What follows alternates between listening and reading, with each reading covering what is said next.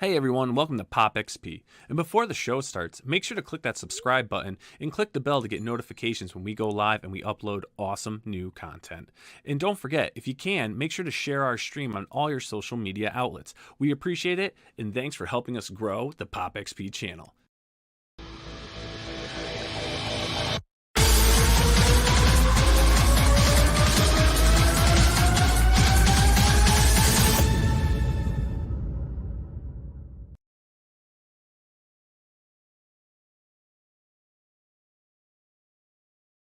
What's up, everybody? I can't find my bell. It's got to be around here somewhere. How's everybody doing today? Happy Tuesday. Just came back from a nice little vacation with the family. We were out in the wilds of Pennsylvania at our family farm. Yes, we have a family farm with Arabian horses and all, and we have a grand old time out there. And the weather was beautiful. Went to the Celtic Fest. Went around singing songs about Crown Nolen. And while I'm at it, why don't I bring in Mr. Nolen? How are you, Mr. Nolen? Oh, hello there, Mr. O'Tucci. Oh, Mr. Tucci. Billy McMuffin. Billy McMuffin. Billy McMuffin Top. Yeah, Billy McMuffin Top. Ooh. And speaking of muffin tops, let's bring this guy in with this hat that he's wearing. What's up there, Aaron? Muffin top? What the hat? Look at the hat. Looks like a mushroom or a muffin. Kind of. Here I am. Here I am. How you doing, bud? I'm doing well. I tried to take in a very boomery way, I tried to take a nap this afternoon, but my dog would not leave me alone so that I could actually get one of those 15-minute power naps in. So Aaron is low energy. I'm low energy Jed tonight. I might pull a Dale. Keown. Sleepy Aaron. Well, we're gonna have to get you. All heated up. Well, and this topic may do it. Aaron. And we might play parts of a film after this in the public domain. Oh, and that's where we can go. I think I have a little fun tonight. But while we're at it, why don't we bring a jack of all trades and someone that's just a barrel of laughs or a barrel of monkeys, ladies and gentlemen, Mr. Andy Cordreff Smith. What's up, Andy Smith? Well, hello. Hello. I did not take a power nap today. I powered through that 2-page spread, got it ready to start slapping some ink on. That's what I did. Oh, you're going to be able to show that to us? I will show it later. Excellent. You know how I started my day? No coffee. Why? I realized I ran out of coffee yesterday, and I forgot to pick some up, and I was pissed. I'm like, oh, how the hell can I eat my bacon and eggs without coffee? Well, I never drink coffee. I'm gonna have to start. I need to wake up, man. I'm gonna start drinking Java. I think. Man, coffee. Yeah, I'm drinking my energy fizz. Keeps me going. Speaking of energy fizz, how about our own little energy fizz here, ladies and gentlemen? Party Balls. What's up? All right, look at that energy fizz. I'm fizzing. Hey, we're gonna get riled up. This show is gonna rile us all up, man. Even Andy or Aaron is gonna wake up. Look at him. Well, we're gonna have fun tonight. Well, the thing is that there's a lot of stuff going on, and Niall Scala notified me to this, that people have been calling us elitists, that we're crowdfunding elitists, that we're damn right we are. Show's over. Oh my God. Billy, could you pass me the Grey Poupon, please? Yeah, Grey Poupon. Should I open up this cigar? This is I just found this. It was hanging on my. I don't know anything about cigars. This is what is it? The Lawson Enterprise 400. Hang on, let's see that cigar. Yeah, but you do realize if it's been sitting for a while, it might not be good. Well, open Wait, it up. Is that in a plastic container? Yes. Was it glass? Oh. I don't know. You'd have to ask those guys. No, it's got to be. If you're truly elite, you have to smoke it with your pinky out. It says it's fine tobacco. Of course it does. Oh, does it? So if it has to tell you that, it isn't. Is that what you're saying? It says it on Lucky Strikes too. It's imported and it's made by hand. Oh, but where's it imported from? It doesn't say. On the bare thighs of a 20-something Cuban. It doesn't say. It doesn't say. Imported from New Jersey. So no, I don't know. It doesn't say. I don't even know where that came from, but there it is. Probably a wedding you were at. Maybe. You might be onto something. Or a baby was born. Could be that old. So, speaking of cigars, Andy, I don't know if you've heard, but I finally heard back from the Fayetteville guys. And I will be joining Graham Nolen at the Fayetteville Comic-Con. That's what I heard from 3 Graham, weeks. actually. Oh, I'm sorry. No, I will be in Florida, so you guys have fun. Oh, you've been. Oh, okay. Yeah, no, I never heard anything, and we haven't seen my mom since before COVID. I saw her last year, but my wife and daughter haven't seen her since before COVID. So we're going to drive down there for this 4-day weekend. Yeah, no, you're going to have to see her. I haven't seen your mom in 15 years. So Whoa. there. I know. Oh. Yeah, but see, that wasn't a joke. It was actually true. It's true. That date didn't go well, did it? It's funny because it is true. That's right. That's Yeah. right. Yeah. So yeah, well, that's good. You guys will have fun. So Yeah. Oh, Billy, by the way. Yes. Billy. Yes. I think I am. Graham. I think I am flying directly into Fayetteville. You are. Good I for you. think. Yeah, I'm flying in first class. They got me. There you He said go. it was cheaper than Southwest, he said. But I'm flying JFK. I get in about 3 o'clock into Raleigh, and then I'm flying out of Raleigh Monday morning at 12 p.m. So we got Friday night, Saturday night, and Sunday night to cause a lot of trouble. Nobody dies this time, though. All right. That's right. We'll work hard to make sure that doesn't happen. that's All right. Well, let's say hello to some of our friends out here in the audience here. We've got, ladies and gentlemen, we've got Mr. R.T. Bear. Hello, Art. No, sorry, no Fraga Boom tonight. Unfortunately, he's got a major contractor problem. And that poor guy in his house. It just always happens.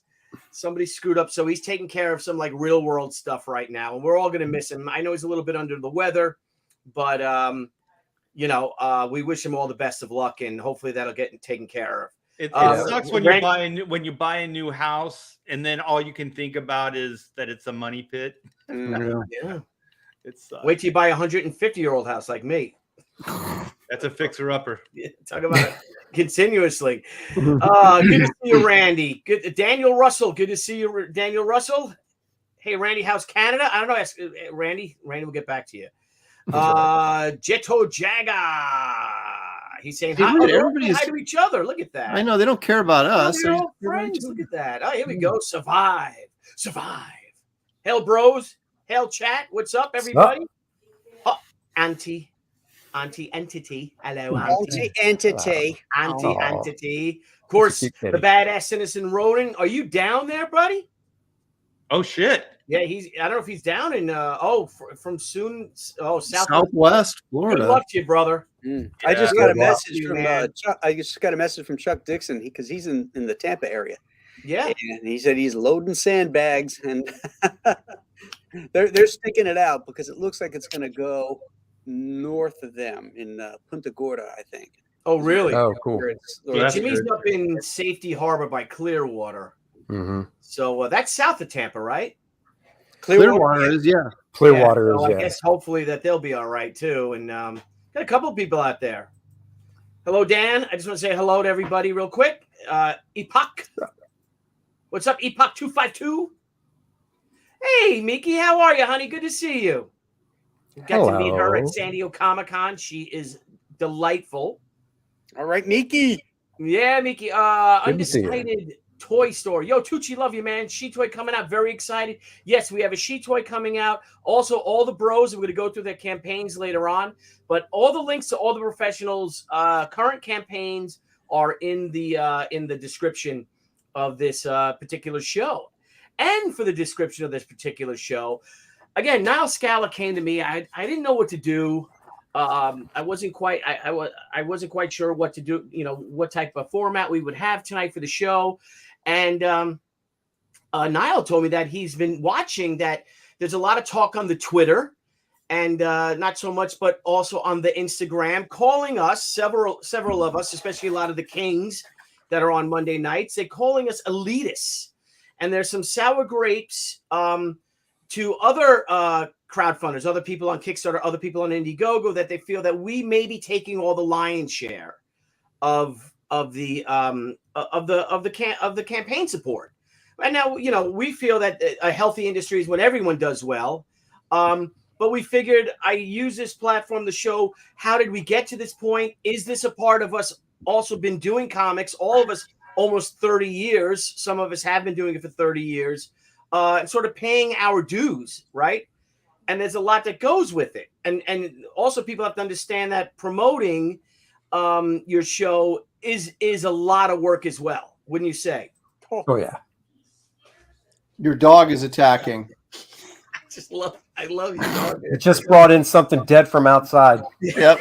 It's a giant turkey leg. It's a giant. I know, it's hysterical, dude. Art, while you're at it, what do you say about this, Art? What do I say about it? Oh shit! I was hoping we could ease into it. Okay, so I have a couple thoughts, but they're pretty right for the jugular. Yeah, Graham, Well, you can still ease into it, Art. I can't. Here's the thing, Billy. Are we elitists? No, because we all try to help people that are trying to crowdfund if we feel their work merits it. Because this is a meritocracy. This isn't because you're CG, you automatically get a platform because you believe some of the same precepts that we do as far as creating great comics. You still have to create those great comics. Okay, so if you're not on my show because the writing is bad or the art is horrible or amateurish, well, I'm not going to support that because I'm trying to support great comics. And that reflects poorly on me and my choices for backers who are going to back me. That's exactly what I was going to say. The bottom line is you need to up your game. You know, you need to get it. Just like 30 years ago, or 40 in my case, when I was breaking into DC, I had to compete with John Buscema and John Byrne and all these other guys if I wanted to get a job. Now, there was layers, you know, obviously I wasn't getting Fantastic Four. I wasn't getting the Avengers or Superman. I was starting on little shit books, you know, and that's how you make your way. And I think there's no difference here in Comicsgate and in crowdfunding that you have to prove your worth. And when that happens, we're more than happy to showcase your stuff, you know. But it's not an obligation, and I don't think we're being elitists by being by judging the work by the standards that we hold. Yeah, I have had people come at me during live streams and say that that they feel like that we should share, you know, our platforms and we should help out more. I just want to say, and I've said this on my live stream, if you want exposure and send me your portfolio, send me stuff. I'll have you on the show. You know, we'll talk your project up. I have no problem with it.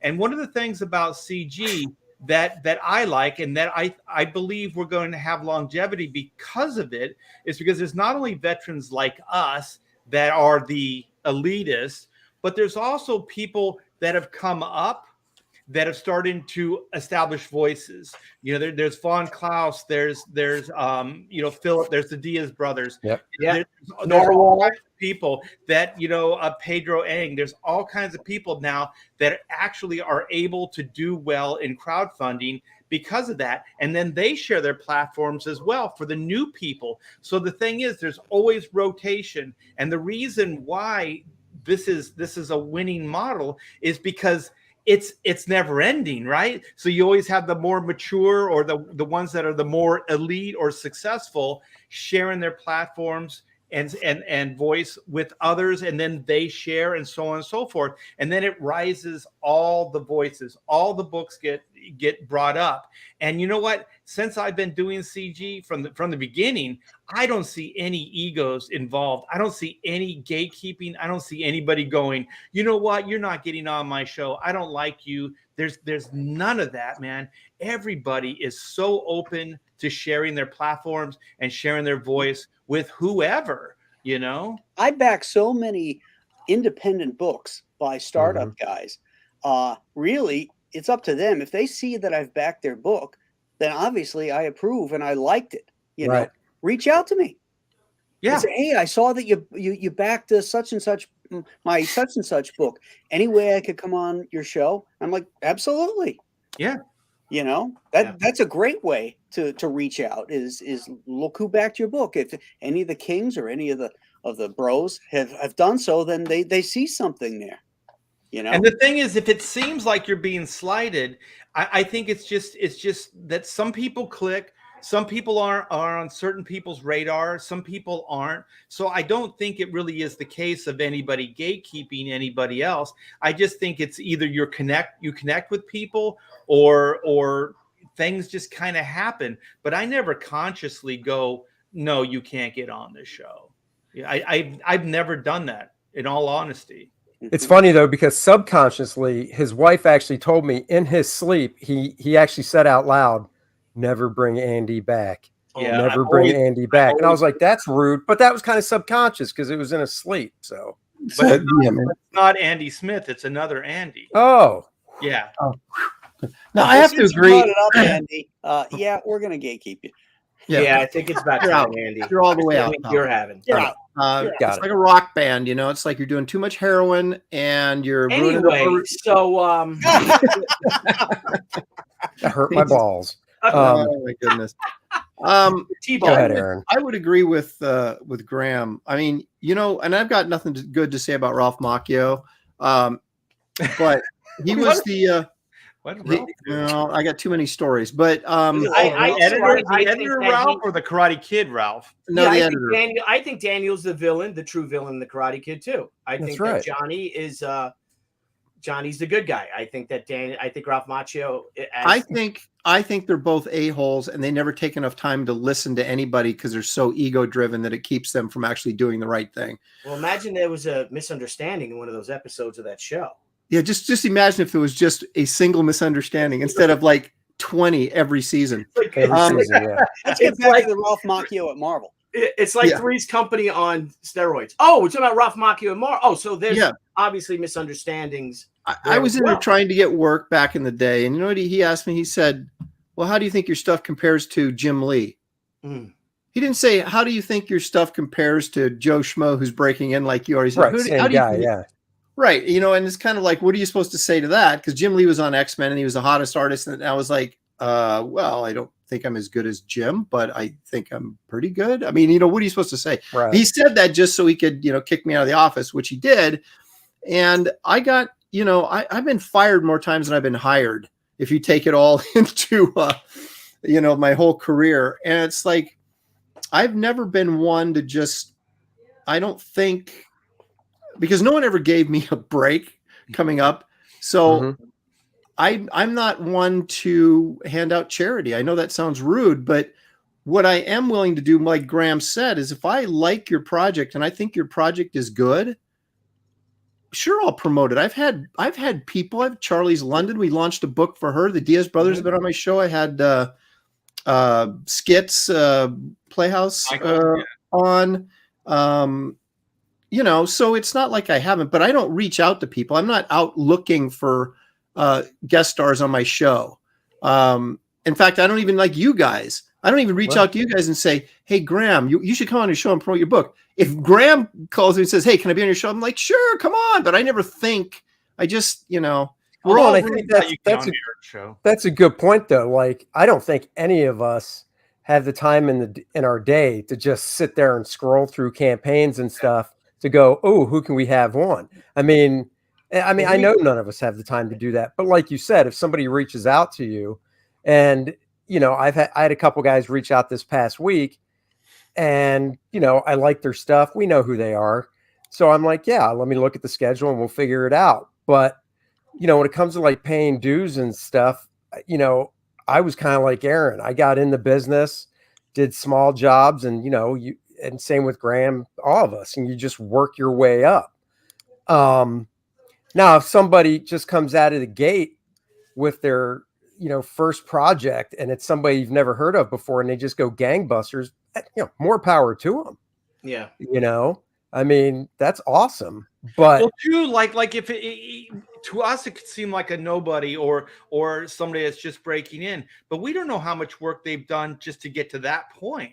You know what I mean? Like they could have been working independently, you know, for a decade. You know, we don't know. So I think to get to wherever you are and whatever doors open up, I think they're usually earned.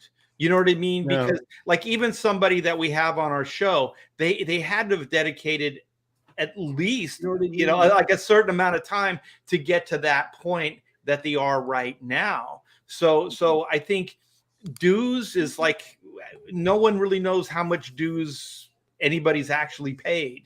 But it's beyond that, Art. It's beyond that. You have to, like Graham said, you have to, at some point, no matter how long you've been doing it, you have to produce a project that people want to buy, and that we individually, if you want to be on our show, that we like and feel good getting behind. I can't just go out, like Graham said, and say, hey, buy this book, buy this book, buy this book, because it undermines my credibility. Right. If I'm promoting everything, even if stuff I think, oh, I wouldn't buy this, but you guys should go out and buy it. You know what I mean? It's like, well, it's the same thing with movie reviewers. You know, if a movie Right. reviewer that's well respected, you know, just starts greenlighting everything with, you know, 5 stars, then it's like, seriously? People will go see that stuff and be like, this guy's crazy. Yeah, that's not what I'm talking about. I'm not talking about greenlighting somebody that doesn't deserve it, but I'm just saying that most of the people like that are even beginning like CG have devoted time into it. They have paid a certain amount of dues, you know, just to get to that point in life. You know what I mean? That's all I'm saying is like you never know what that person's trials and tribulations were just to get to that point. Right. You know, I mean, they have potential? Will they get better? You know, most likely. I think we're all like all 5 of us right now can say we're honestly striving to get better every freaking day. You know? Every panel, absolutely. Yeah. Oh yeah. Now, It's and we've not done it. Yeah. So you're talking right now before we start, because I like to do this in steps. We talk about contacts. I'd like to talk about promotion. Like to talk about working, but Aaron, you said something very interesting when you were talking about, you know, you go into the editor's office. Now, the majority of us went to college, art school to learn to draw, you know, or cartooning. You know, either we were illustration majors, we were you know, cartoonist majors, or we were drawing. You know, you're drawing, you take your portfolio, you bring it in, you get chewed up because again, we're being compared to, as you had said, Graham Nolen, you're being compared, you know, to John Byrne, say, when you Best of the best, yeah. You know, Aaron, Jim Lee, can you draw as good as Jim Lee? You know, the same thing with me when I try to break in. So I'm curious about today. And again, you guys had mentioned on the Kings last night, as I was able to catch it. Well, let me qualify that. Like, okay, can you draw as good as Jim Lee? Maybe as good as Jim Lee when he broke into the business, but not where Jim Lee is now. Right. I mean, that would have been a great comeback, Aaron. Or are you talking about Jim Lee when he first started? Because those Alpha Flight issues, woo! Yeah. You know, that would have been hilarious. Right. We all start somewhere. If the editor is trying to compare you to somebody who's already established and is doing great, the response is a no, but I'm not asking for as big a page rate either. Yeah. I'm also, Right. And again, but we were finally tuning our craft. We're getting lighting down, you know. You know, you remember how everything. You're working on your ass off to get, you know, to get all the, you know, the lighting is correct and everything. Your figures, you're redrawing a hand 10 times. You're redrawing a 3/4 view of a face. If an eye doesn't quite work, if it doesn't work, take a Polaroid of yourself or of a friend of yours, or your girlfriend or something at the time, you know, and use that and draw from that. So I'm curious is, again, the bar was so high for the mainstream, you know, 25, 30, 40 years ago to break in, and how it was almost like breaking into the major leagues. Yeah. So I'm curious is then how does something like this happen? Oh shit! I know where you're going. I knew it. Doing this again. I'm sorry, but I'm just no. You know, I was really bummed. So you know, last night I bounced off early because I told my daughter I'd watch football with her, but I actually had you guys on my iPad the whole night with one earbud in, and then the game on the TV. And I was like, oh, I wish I was there for this. Now, I've seen this artist do other work that I thought was really cool. So, and when his name came up as the artist, I was like, are you kidding me? That's not how I remember his stuff looking. But I like that cover. I like that's fun. But yeah, like this, I think, this? One, I think, you know, nothing against the artist because look, he got a phone call. They said, we want you to draw Robin. He said, yes. more power to you. Mhm. It's all an editorial, because who are they trying to sell this book to? Who are they? Yeah. You know, Robin is a superhero book that I would think you'd be marketing to teenagers and, you know, young men and stuff, and then fans that have been fans of Robin forever. You know, I wrote in the comments last night, you know, Chuck Dixon would probably have a heart attack if he saw this stuff. And I You know, remember, this- because I remember you guys were talking like a lot of this issue is also like 5-6 pages of a date. Yeah. And I think 11 Chuck- pages, I think, actually. 11 of the date. pages that it was a date. Yeah. And I got to tell you, A I think one of date. my favorite single issue comics of all time was when Chuck Dixon and Greg Land, I believe was the artist, was when Robin took Oracle on a date. Took, what's her name, out on the date after when he took her. They went swinging. Barbara on the Gordon. trapeze. Yeah, Oh, Barbara yeah. Gordon. And what a beautiful story that Chuck wrote. That's one of my favorite single issue of comics of all time. That was a And then- one-off, though. That wasn't a general rule. And of thumb. Chuck would never have started an issue 1 that way. Yeah. Yeah. But You know. Chuck and I did an issue of Detective where Batman doesn't appear. It was called Night Out, and it was Bruce Wayne going to this soiree. And there wasn't just talking; there was action, because a crime was happening, and he had to defeat all these guys without revealing that he's Batman. So it was really, really cool. It wasn't this nonsense about they're talking about demogorgons and like Dungeons and Dragons shit that it seems like Robin wouldn't have time for. Robin is busy fighting crime. You know, he's not into that shit, that nerd shit that the writer is into. yeah. Well, the other, I mean, I'll What go along is with. he leaning on? I'll Well, go. the thing that got me was Yeah, that what second is he panel. doing? Why is she so pissed off Yeah. offering them an invitation? Good Lord. I'd be like, bitch, I'm not coming over. You're angry. But what is with? I just don't get it. I'm just trying to figure this out. Now, I- I again, saw somebody post that this artist is actually like 66 years old. No, Yeah, I when they don't think came that's back and true. reposted and said no, because they got every time they looked him up, they got different information. So they were just kinda- okay. That wasn't true. yeah. No, Well, I they're don't not. think so. No one seems to know. But I'm a little bit with Andy. I came off kind of harsh on this guy last night, and it was more about the story and what they were doing with the first issue. If this were a Vertigo book or an indie book that was about, you know, 2 guys going on a date, I wouldn't look at this and say, "Oh, this is horrific" or anything. I'd say, "Well, No. yeah, Agreed. it looks like it should look." Yeah. But this Yeah. is Right. not a There's some superhero nice book. perspective in here. There's some nice composition. Right. This is not a it- superhero It's book, just though. not a superhero book. It's Right. one of the things that Actually, I it's would only hear question. every now and then, which is it's just not right casting for the book, you know. Mm. And it's not. And I use an example of the book Sandman, right? From, you know, back in the day. If an editor called me up to draw Sandman, I would have said, "Did you dial the right number?" Yeah. I would have been like, wait, did you dial my number by mistake? You know what I mean? Right. That is just, It wouldn't make it's a sense. number 1 issue superhero book. If they want to tell that story in issue 7 or 8, after you've established the theme of the book and the direction of the book and what it's all about, go ahead. But the first issue, man, I want to see Robin in costume for like 3/4 of that book. And No, I doing still think- something.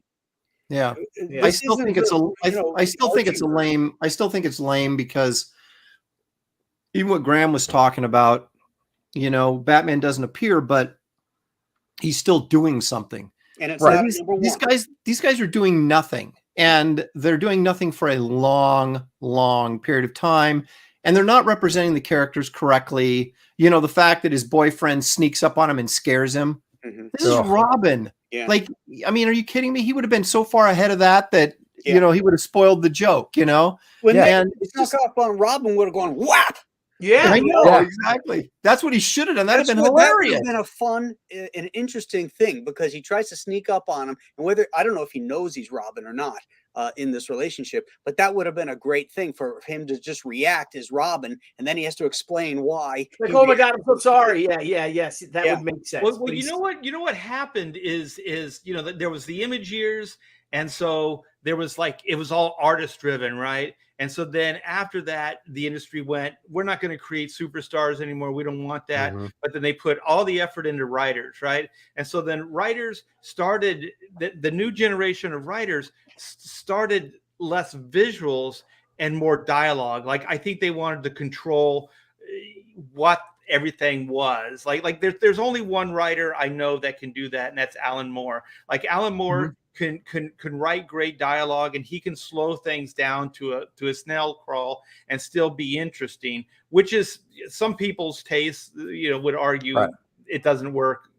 It's not everybody's taste, but I think things went in that direction where it was more writer oriented. And so then you go, years into that, and then you have writers kind of believing like that their dialogue is so great, or that, this scene of just two characters being real is more interesting than action adventure. And I remember talking to Marv Wolfman, and Marv was like, I write visuals. Like, he didn't look at him like I write dialogue. Like, he didn't look at like I write, situations. He goes, I write action, I write visuals. That's where he looked like that.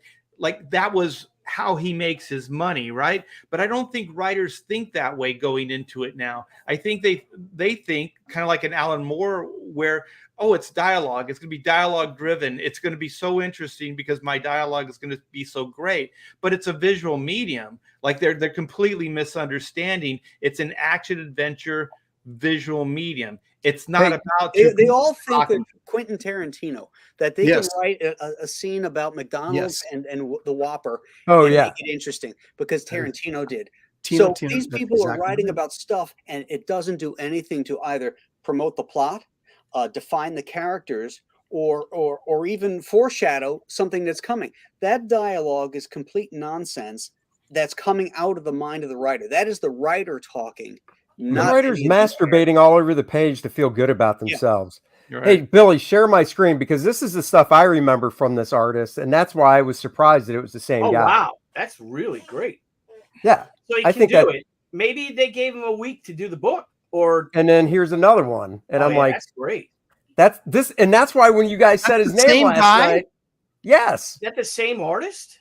Yes. Wow. He's from Canada. He looks like I saw a picture of him. He looks like he's maybe late 30s, early 40s. But anyhow, I was like, that's that guy? Because this is what I remember.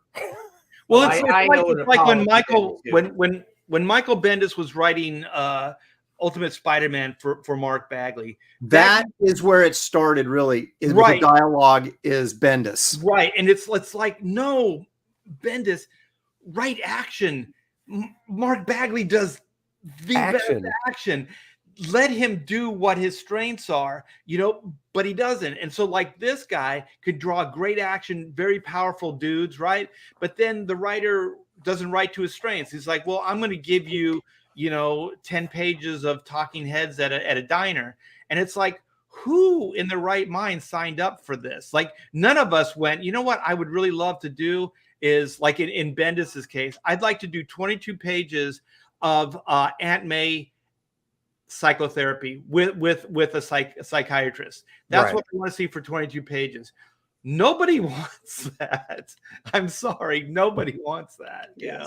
I'm going to go out on a limb here and probably earn the ire of a million angry women. But there are very few good superhero women writers out there. Their writing is telegraphed. It's horrible. I mean, you've got your Louise Simonson, you've got your Joe Duffys. Right. Who else? And another great writer. And you don't know that she's a woman because her writing, all of them, their writing strengths are so character driven, so strong. These women that are making it into comics now, these younger women, have learned from the worst mentors that they could. And they're writing for themselves almost as if it's a therapy session. And they're just, the stories are boring and terrible. And some of the men are doing that too. Well, I mean, the men are doing it too. I think it's like that those 11 pages in Robin are kind of like, just write a prose romance novel. Well, someone said that they were dating for 6 months So they're dating for 6 months, Robin and Bernard.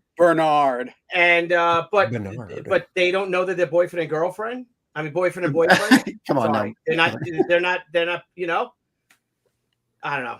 I couldn't get away with that back. Well, that's just kids You know, these days. I said, hey, Helen, are you my girlfriend? We've just been dating for 6 months. I know it's our 27th anniversary, but are we married? Have you ever seen Giselle Legacy's Menage a Trois? Yes. That's what this stuff is written like. Only, you know, that's her creation, and those are her right. It's kind of like Archie, sexy, you know, LGBTQ Archie. Yeah, and that's what this stuff is reading like. You know, only except it's supposed to be a superhero comic. Right. You know what? I just had this. I'm reading the elitists of crowdfunding. We are elitists, but just not with crowdfunding. Yeah. Well, the thing is, like, I go back to what the hell most companies, whether it's a comic book company, magazines, you know, whatever, have a target audience.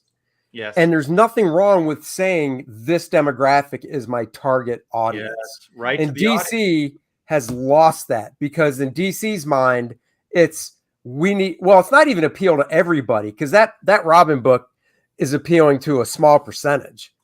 You know, it's not, that doesn't even appeal to everybody. This is the percentage. 0%. But don't you think that for the review pages and stuff, then they should have shown, because obviously this artist can draw really well. Yeah. Why didn't they show the review? Why, when the review pages that came out or whatever, why these them sitting around wondering if they're boyfriend and girlfriend? That's a selling point, as opposed to Robin coming across a Riddler and kicking the shit out of him. Well, that's the funny thing, because the book comes out tomorrow. It's in the can. They could have showed any pages out of that 22 or 20 or whatever they wanted. Maybe those are the best pages. I think it's tomorrow. I think DC's policy is they always release like the first whatever pages. You know, they don't show the stuff at the end, because that's going to be a reveal. You guys, we're talking about marketing and making good decisions. They've flushed all this down the toilet. They're not trying to make good comics. We've already established that this is all political propaganda. That is all this is, and that's what they're promoting. So that's what these 11 pages are. They're promoting their political agenda. They don't care about quality. Quality to them is political agenda. If it's a politically driven story, if it has social agenda, then it's a quality story. That's all that matters to them. And they've hired people that support that. Yeah. So that's all they're creating. Yeah. To So then that point, I think what they're doing also is that, and a lot of businesses are doing this. They're really bypassing the customer and what the customer wants. And so they used to create something that would appeal to the customer, right?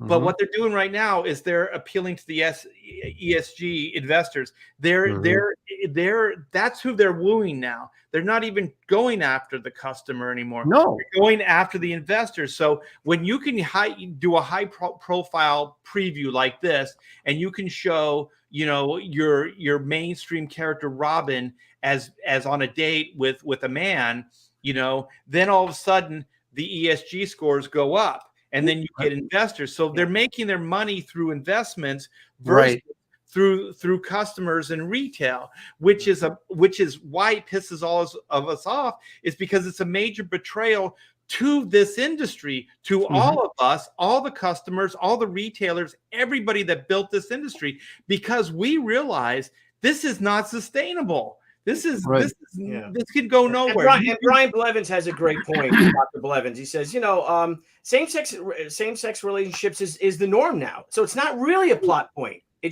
There's nothing special about that. No. You know, or a conversation, unless you push it relentlessly, and that seems to be what they're doing is to push that, to try to get rides out of, I don't know what, out of sales somehow, but no, they're not. I mean, it's overkill, it seems. You know, Art is completely right. This is investment brownie points. They don't care about the customer. It's sales numbers they don't care about. Maybe the guy from Discovery, Zasloff, will come in and make them care about sales. We can only hope.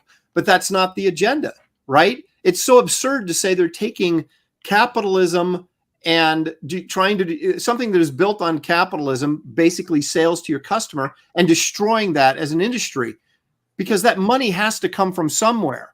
those investors have to get their money through capitalism. They're going to give it to this company who's destroying capitalism with their product, trying to get money given to them. It's like this bizarre socialist model. And it's like when you break it down, this is why it always falls apart, because that money has to come from somewhere eventually. Yeah, It's and not what it sustainable. really means, It's not what they're sustainable. really- Socialism Right. is It's not sustainable. Right. Yeah. And what they're trying to say is that they're taking the government money, the ESG money, And what is Right. the at ESG the money out there?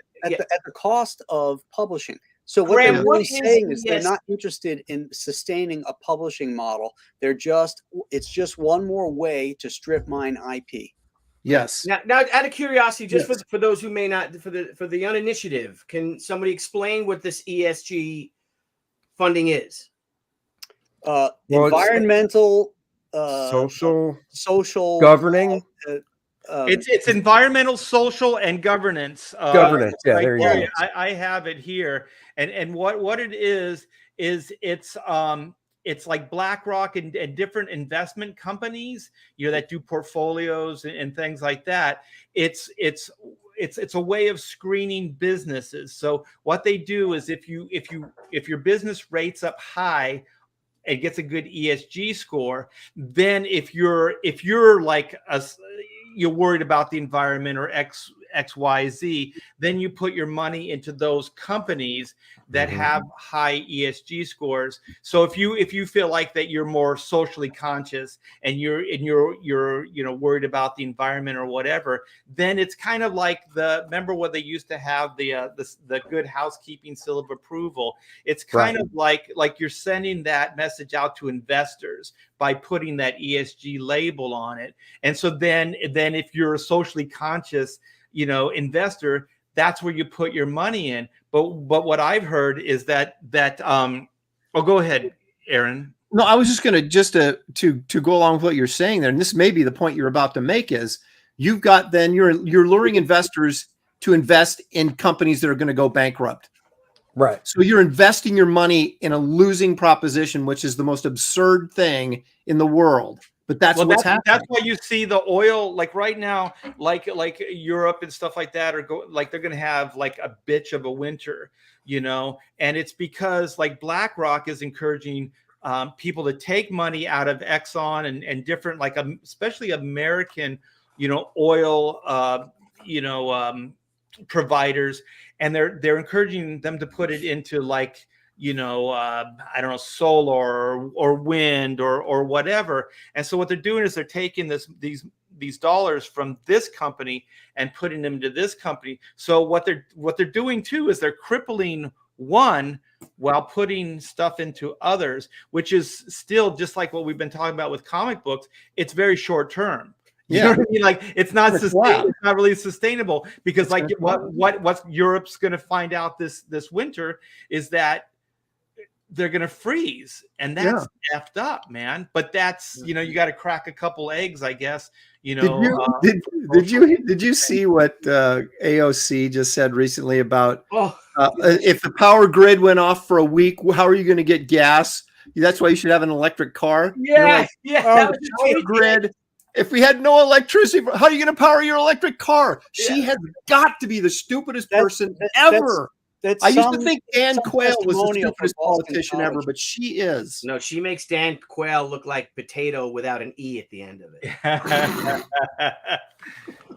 Did you guys see? So Rashida Tlaib was bank CEOs were testifying before the House Financial Services Committee, and Rashida Tlaib asked the CEO of Jamie Dimon about divesting from oil and gas.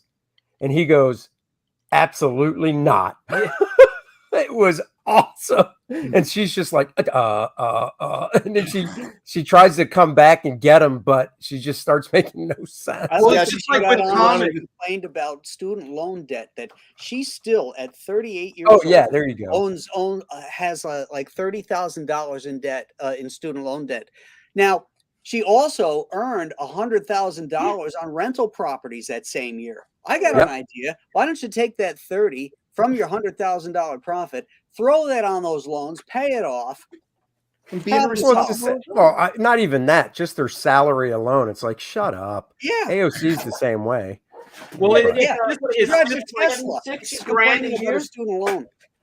well, it's kind of like I'm gonna bring it back to comics. It's like, Yeah. like the ESG stuff and things. Like everything that we're talking about is symptomatic with just like across the board. So you start wooing. Okay, so power, right? So we want to go in this green direction, but they don't really have an infrastructure built. They don't have a business model that's successful to take the other one's place yet, right? But we're going to do it anyway. And it's like comic books. We're going to change the face of and the subject matter and everything in comic books, but we haven't really built an audience yet, right? So what you do is you end up screwing the people that use your product in a loyal way every month, you know, whether it's comic books or you're paying for your gas or your electric or whatever. And so what it is, it's a slap in the face of everybody that supports the other thing. Because the thing is, if environmental, all this stuff was as good as they say it is, and it was good and it was sound, who the fuck wouldn't be doing this? If I could get off the grid, if I could do all this stuff, hell, I would do it in a heartbeat. If it was cost effective and it saved the planet, who in the hell wouldn't do that? But it's not. It's not reliable, it's expensive, and it's all this other shit. You know, just like comic books, like they shoot you.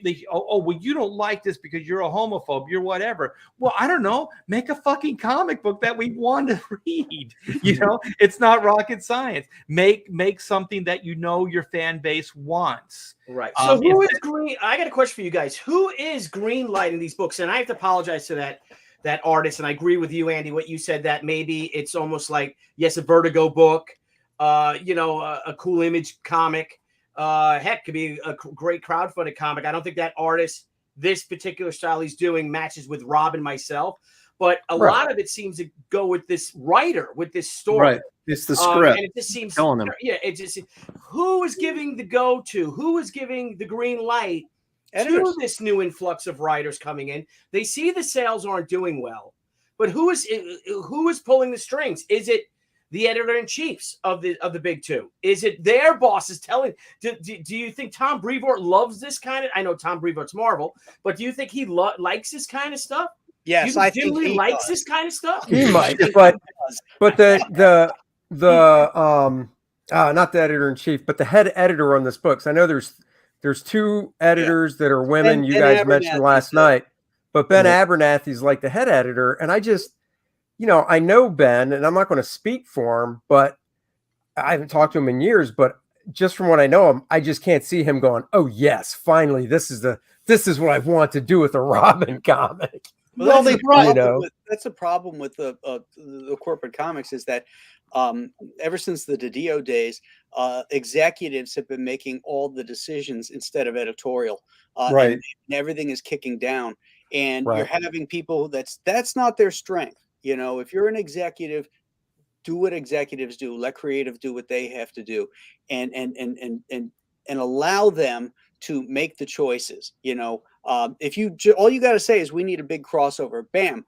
you let editorial figure out what that big crossover is going to be. You don't dictate it from up top and then disseminate it, because they're not taking the hits for it. That underpaid editor's taking it, and you know, I feel bad for some of them. Well, they brought in that guy. What was his name? Cherry or something? The guy that they brought in to run Cherry DC. the Third. Yeah, and they brought him in for the specific reason to make DC Comics more woke. Yes. So he's at the top of the ladder, and that all trickles down who they hire, what their purpose is for being there. And so now he's out, and they're like, why does our company suck so bad? But you still have all the editors and assistant editors in place that this stuff filtered down through. So they're still doing the business model that is killing the company, but they haven't got anybody at the top yet to kind of refilter it down. And I mean, that's just how it is. You're saying, Billy, you're like, how are they making these dumb editorial decisions? Yeah. In their minds, they're not dumb editorial decisions. They're doing exactly what they were put there to do. And it's failing, but they don't care. So you're saying, Aaron, that trickle-down eco-comics is a real thing. It is. It's just like Reagan's trickle down theory. It did work. It did work. And Well, it's- That thing wasn't is- Reagan's theory. The And we have problem a is very when you put lively crap chat at the going top, on. it trickles down. right. Well, to your point, Aaron, it even goes higher than the DC executives. It's Warner Brothers, like Yeah. it's their parent companies, because all entertainment is doubling down on these similar ideas. You're seeing it across the board. I mean, She-Hulk, Disney Plus is unwatchable.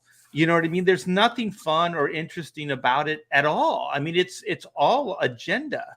And you see stuff like this happen across the board, and it's not just comic books, it's movies, it's sci-fi, it's right. everything that we love. All pop culture is getting contaminated. Yeah, I love that. I think we shared it on the Bros of the Kings. Maybe Ethan shared it. One of you guys did when the She-Hulk, when the actress playing, what the hell's the character's name? I don't even know. Jen Walters. Jen Walters, and she's like, "You have no idea what stops me from being angry. You have no idea what I put up with." And then they made the thing of just the Hulk, the MCU Hulk's life of everyone dying and all the things, Everything. and getting shredded, and her getting catcalled walking down the street, or or getting passed up for a promotion because I could be murdered. And what's funny about that is it's like the people writing this stuff, they're using old cliches. They have so little life experience, they can't even write something that's accurate. Yeah. When was the last time you ever heard a woman get whistled at or yelled at from a construction worker? I 40 know. years ago, maybe. Yeah, It's like them saying there's white supremacists and Nazis everywhere. Yeah, there was 70 years ago. Yeah. They're not here anymore. They don't exist. Yeah, It's true. And I was we were hanging out with some friends, and so I just did like a poll, like with the ladies that were there at the party, and I said, okay, catcall, like, and they were like, yeah, I never took offense to it. I was always a little flattered by it. I mean, as long as it's respectful, you know what I mean? Like as long as you're not yelling raunchy stuff. Yeah, at them. they're not. It's not profanity and stuff like that. Obviously, rude is rude and bad is bad. But like hey, sweetie, you looking good today, or whatever. Those heels are, show it off. That's Those hills. Those hills are showing up. 70s TV show. Man, That's Art's showing his age. Look Yeah, at them that's yams. That's a 70s television show. Okay. That stuff I don't live in New York anymore, thank God. But I've been there enough and spent a ton I never in my entire trips in New York from 1990 on up had ever saw a construction worker guy yelling at a chick, unless she's walking around in a bikini or something. Yeah, you're inviting that sort of response. But just a normal woman walking, I never heard it or saw it in my life. Well, I never heard it because you look horrible in a dress, dude. So That's true. That's true. I would not shave my legs, and so that it was just like But just okay, the shoe on the other foot. If like some group of chicks were like, "Hey, Aaron, you're looking hot." I would be there getting everyone's number. Yeah. Call you. yeah.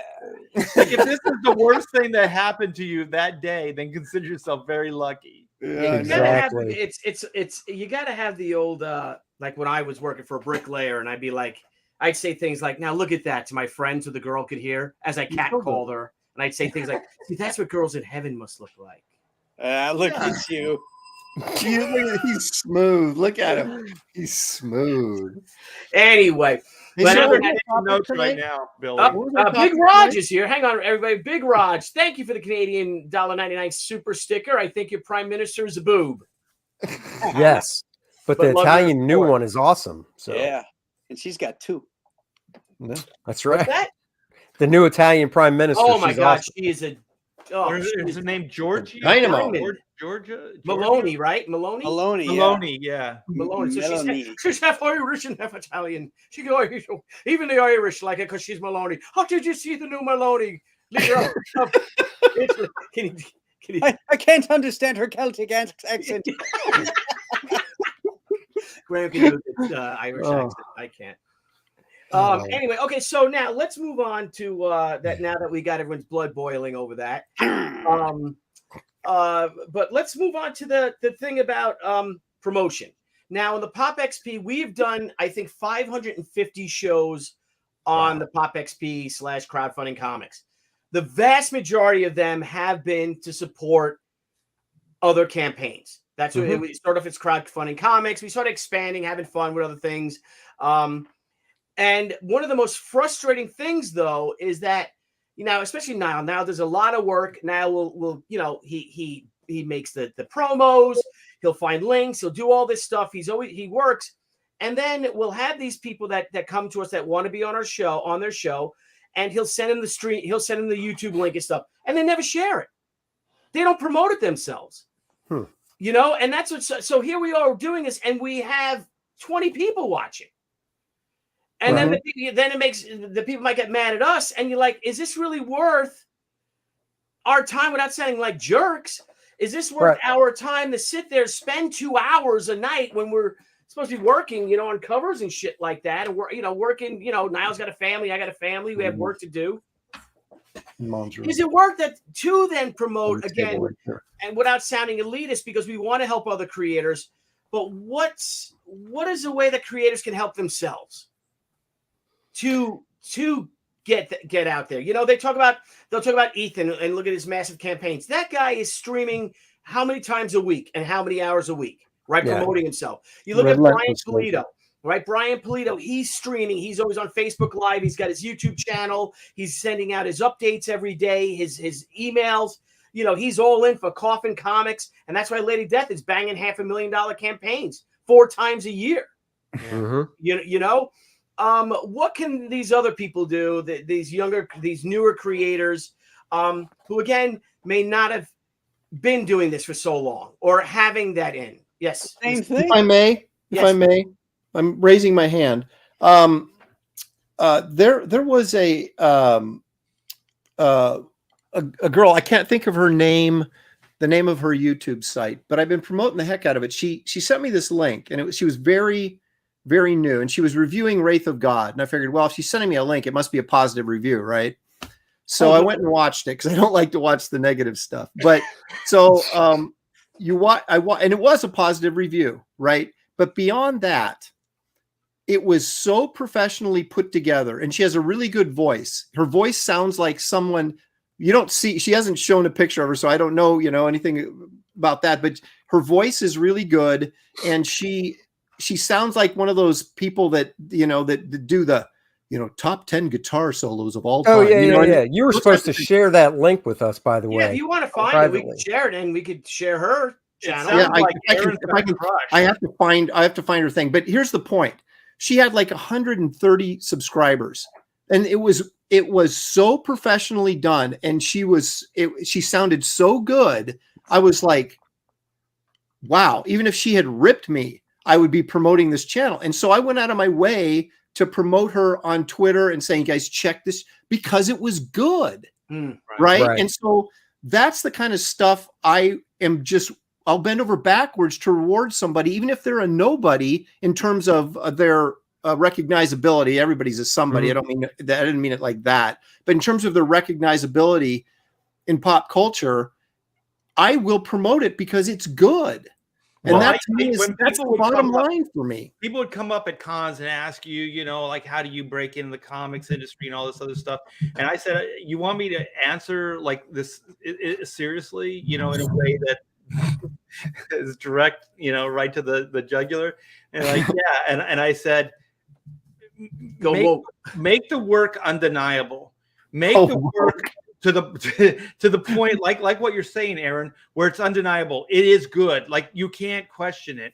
It is good, and good. There's always room for good, because they go, well, yes. They go, well, there's Marvel's telling me they're not hiring anybody. There's like a hiring freeze, whatever. And I said, there always is going to be an opening if you're good. Yes. They'll find the book for you. Yeah. It'll be undeniable. So the thing is, like, if you do have a YouTube show or you do have whatever it is, make it undeniable. Find a niche, find what that niche is, and then tailor it to your audience. And somebody posted in the chat, not to cut you off the channel, and I found it actually and shared my screen. Abra's 2 cents. Yeah. Yes. Yeah. So you don't have to share my screen. Yeah, if you want to grab your actual review, Aaron, we could watch your review. Ooh, you guys! I've got it right here. You want to share my screen? I share it was if you don't mind. really, I mean, granted, it was nice that it was a nice review, so obviously I'm going to like it, but it was so well done. I was so impressed. I was like, wow, this is like Yeah. a really good review channel. Well, she'll probably go far. It's get the word out. Yeah. If it's well done and people are going to latch onto it, and she's going to attract an audience. How long is it? 4 minutes. All right, let's hear Just, a little. just listen to a little bit of it. Listen to her Yeah, voice all right. and her presentation. Let me turn it up. Hold Yeah. on. Turn it up. Hey everyone, this is Abra, and I'm back to give my 2 cents on Wraith of God. Wraith of God is the latest graphic novel release from beloved comic veteran Aaron Lopresti. I love. Oh, look at that. Oh, that's why he Ding. likes That it. twinkle. Comics. Wraith of God tells the story of a mysterious avenger who acts as You are correct. She has a really good delivering voiceover justice to voice. the evil Yep. creatures plaguing the Old West. The Wraith is also a master of illusion and disguise. And just the amount of work she put into the production with the animations. Lone Ranger, a splash of the shadow. The Wraith exhibits stoicism similar to Batman. She sounds like that chick from Ask Mojo or whatever. Yeah. I mean, that's what I mean. She's got that sort of like a really professional voice, and the graphics are fantastic. And actually, yeah. the breakdown of the material was accurate, but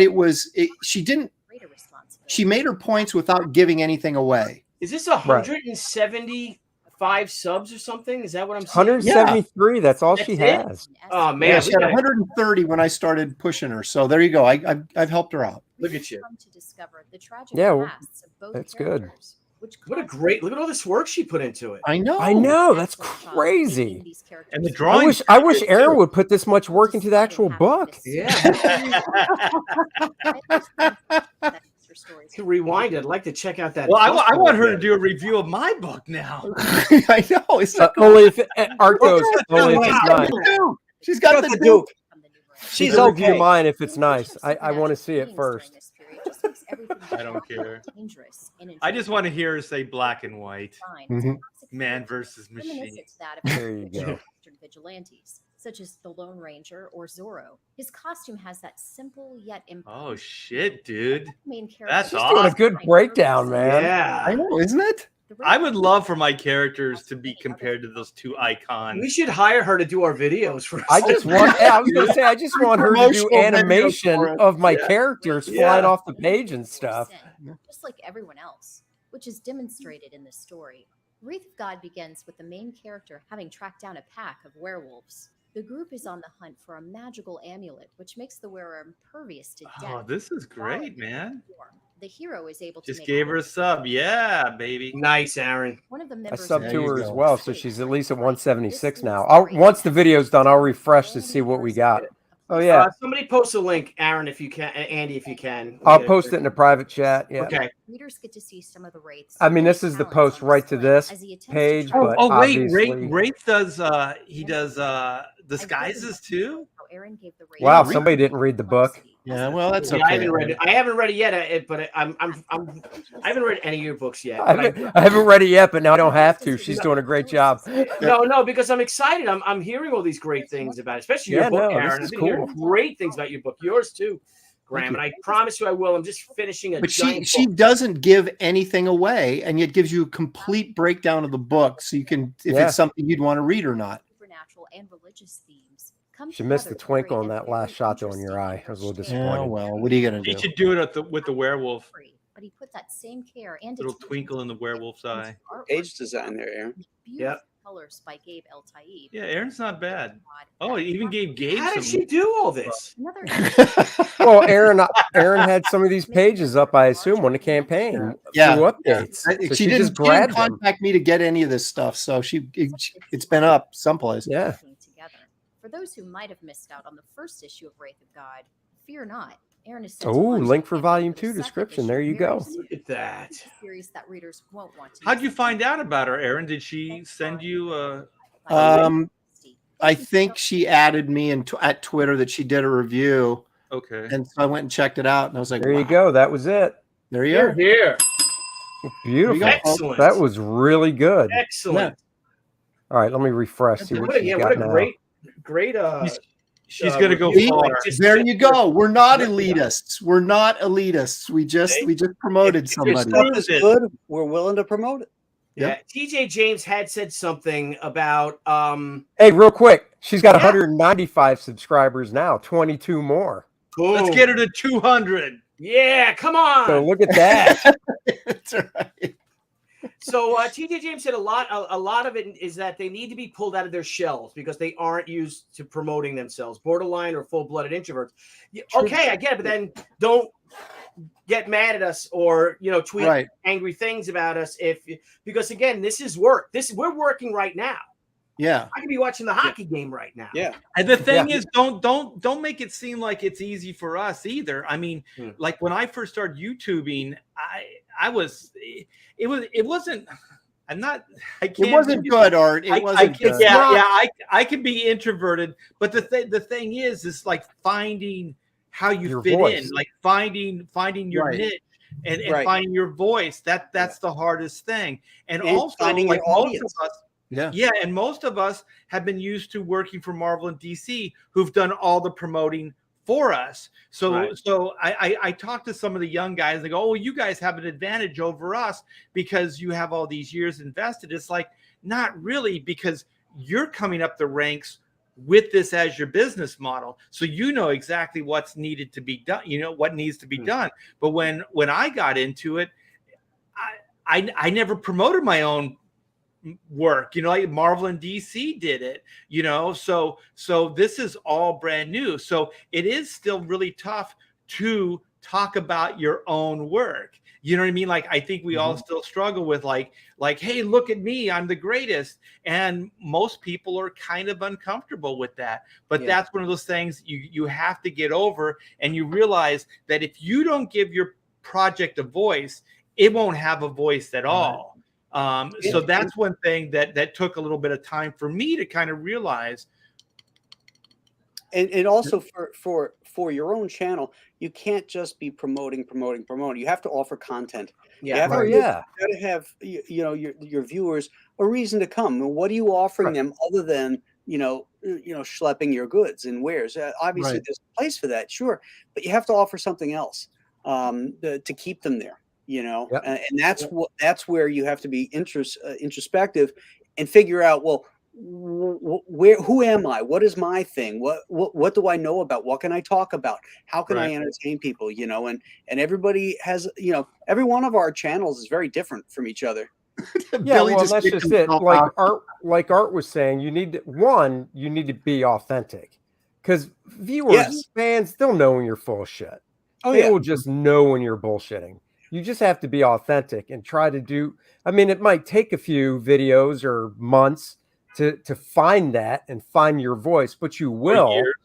And then or year. Well, Andy, you came out authentic right from the get-go, because you were an authentic asshole right from the beginning. Yeah, exactly. I agree. Exactly. Well, I just want to promote, like, I got a new Sunday show coming up, and I'm going to invite all kinds of people, and we're just going to talk in the nude. That's it. We're all gonna just. I'm not sure that's gonna bring viewers in or not, Art. No, it's gonna bring a huge crowd. It's gonna. I'm on your page, Art. I just saw your subs go down by 500. Yeah.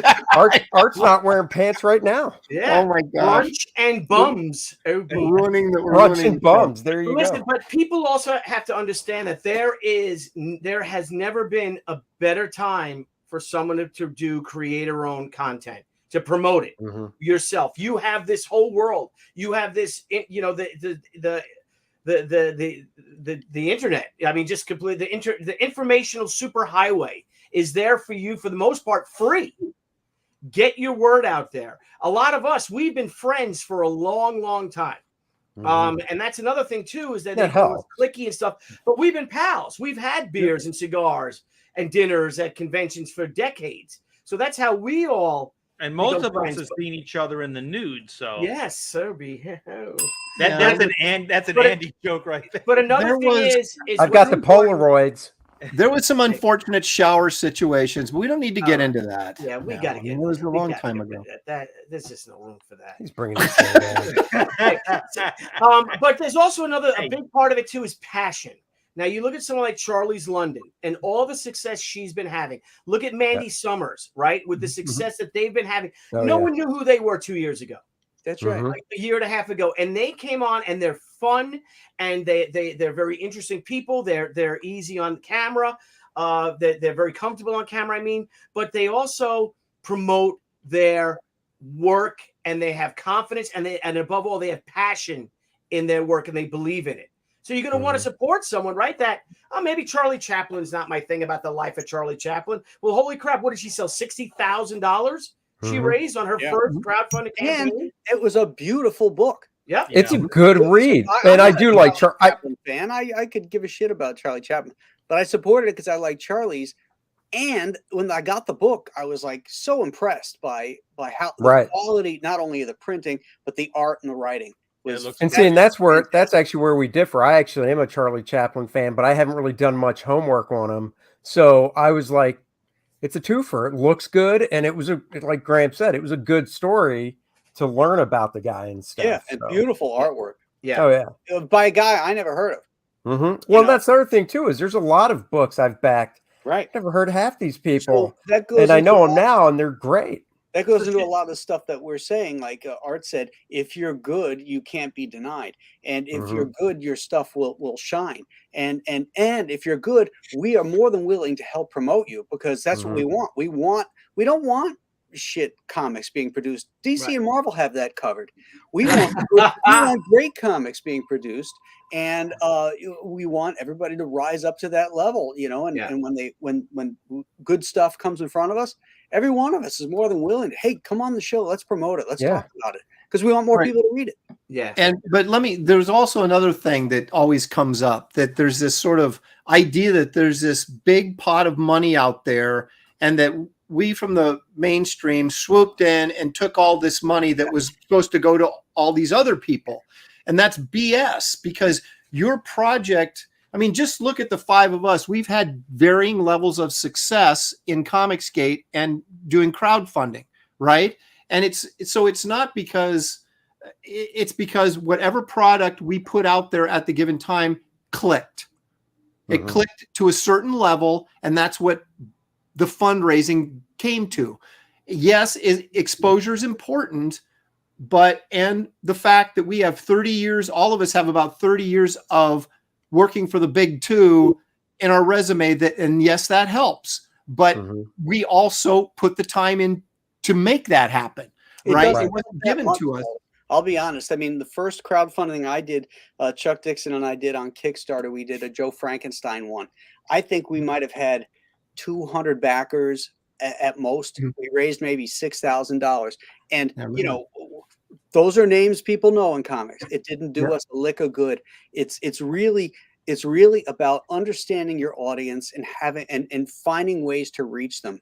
And that was the sea change for me when I went from that to the Chenoo. So one book was 5,000 copies or $5,000 raised. The other one was $96,000 raised.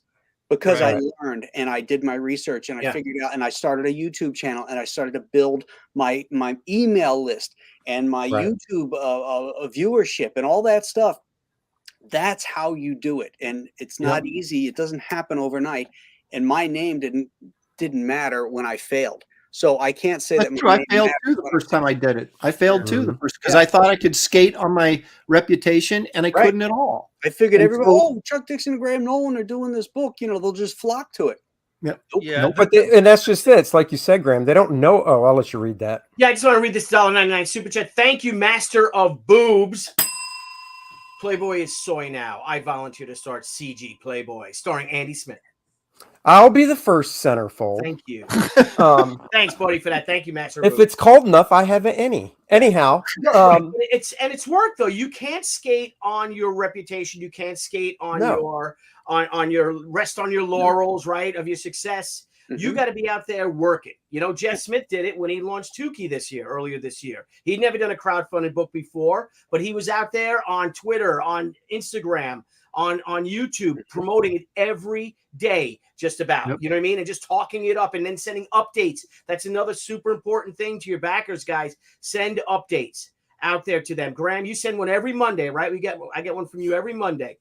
And And the thing to think about if you're getting into this, whether you're a veteran or just starting, is that think about it almost this way: promotion first, product second. Yes. It really is getting the word out. Like you have to build a viewership. Why do you think like you have Eric July and you have some of these YouTubers, Clownfish TV? You know, you have these guys that are YouTubers that then launch a comic book, and then those comic books do so well is because they've cultivated an audience, and then they don't really ask much of their audience, and then when they put out a book, then the audience wants to support the YouTube channel, thinks the book is good, and then support it. I remember Adam Carolla, when he started podcasting, he said, I'm never going to monetize the channel. I'm never going to ask for money. I'm never going to do that. He said, if you want to keep the pirate ship afloat, he said, just support the things I create.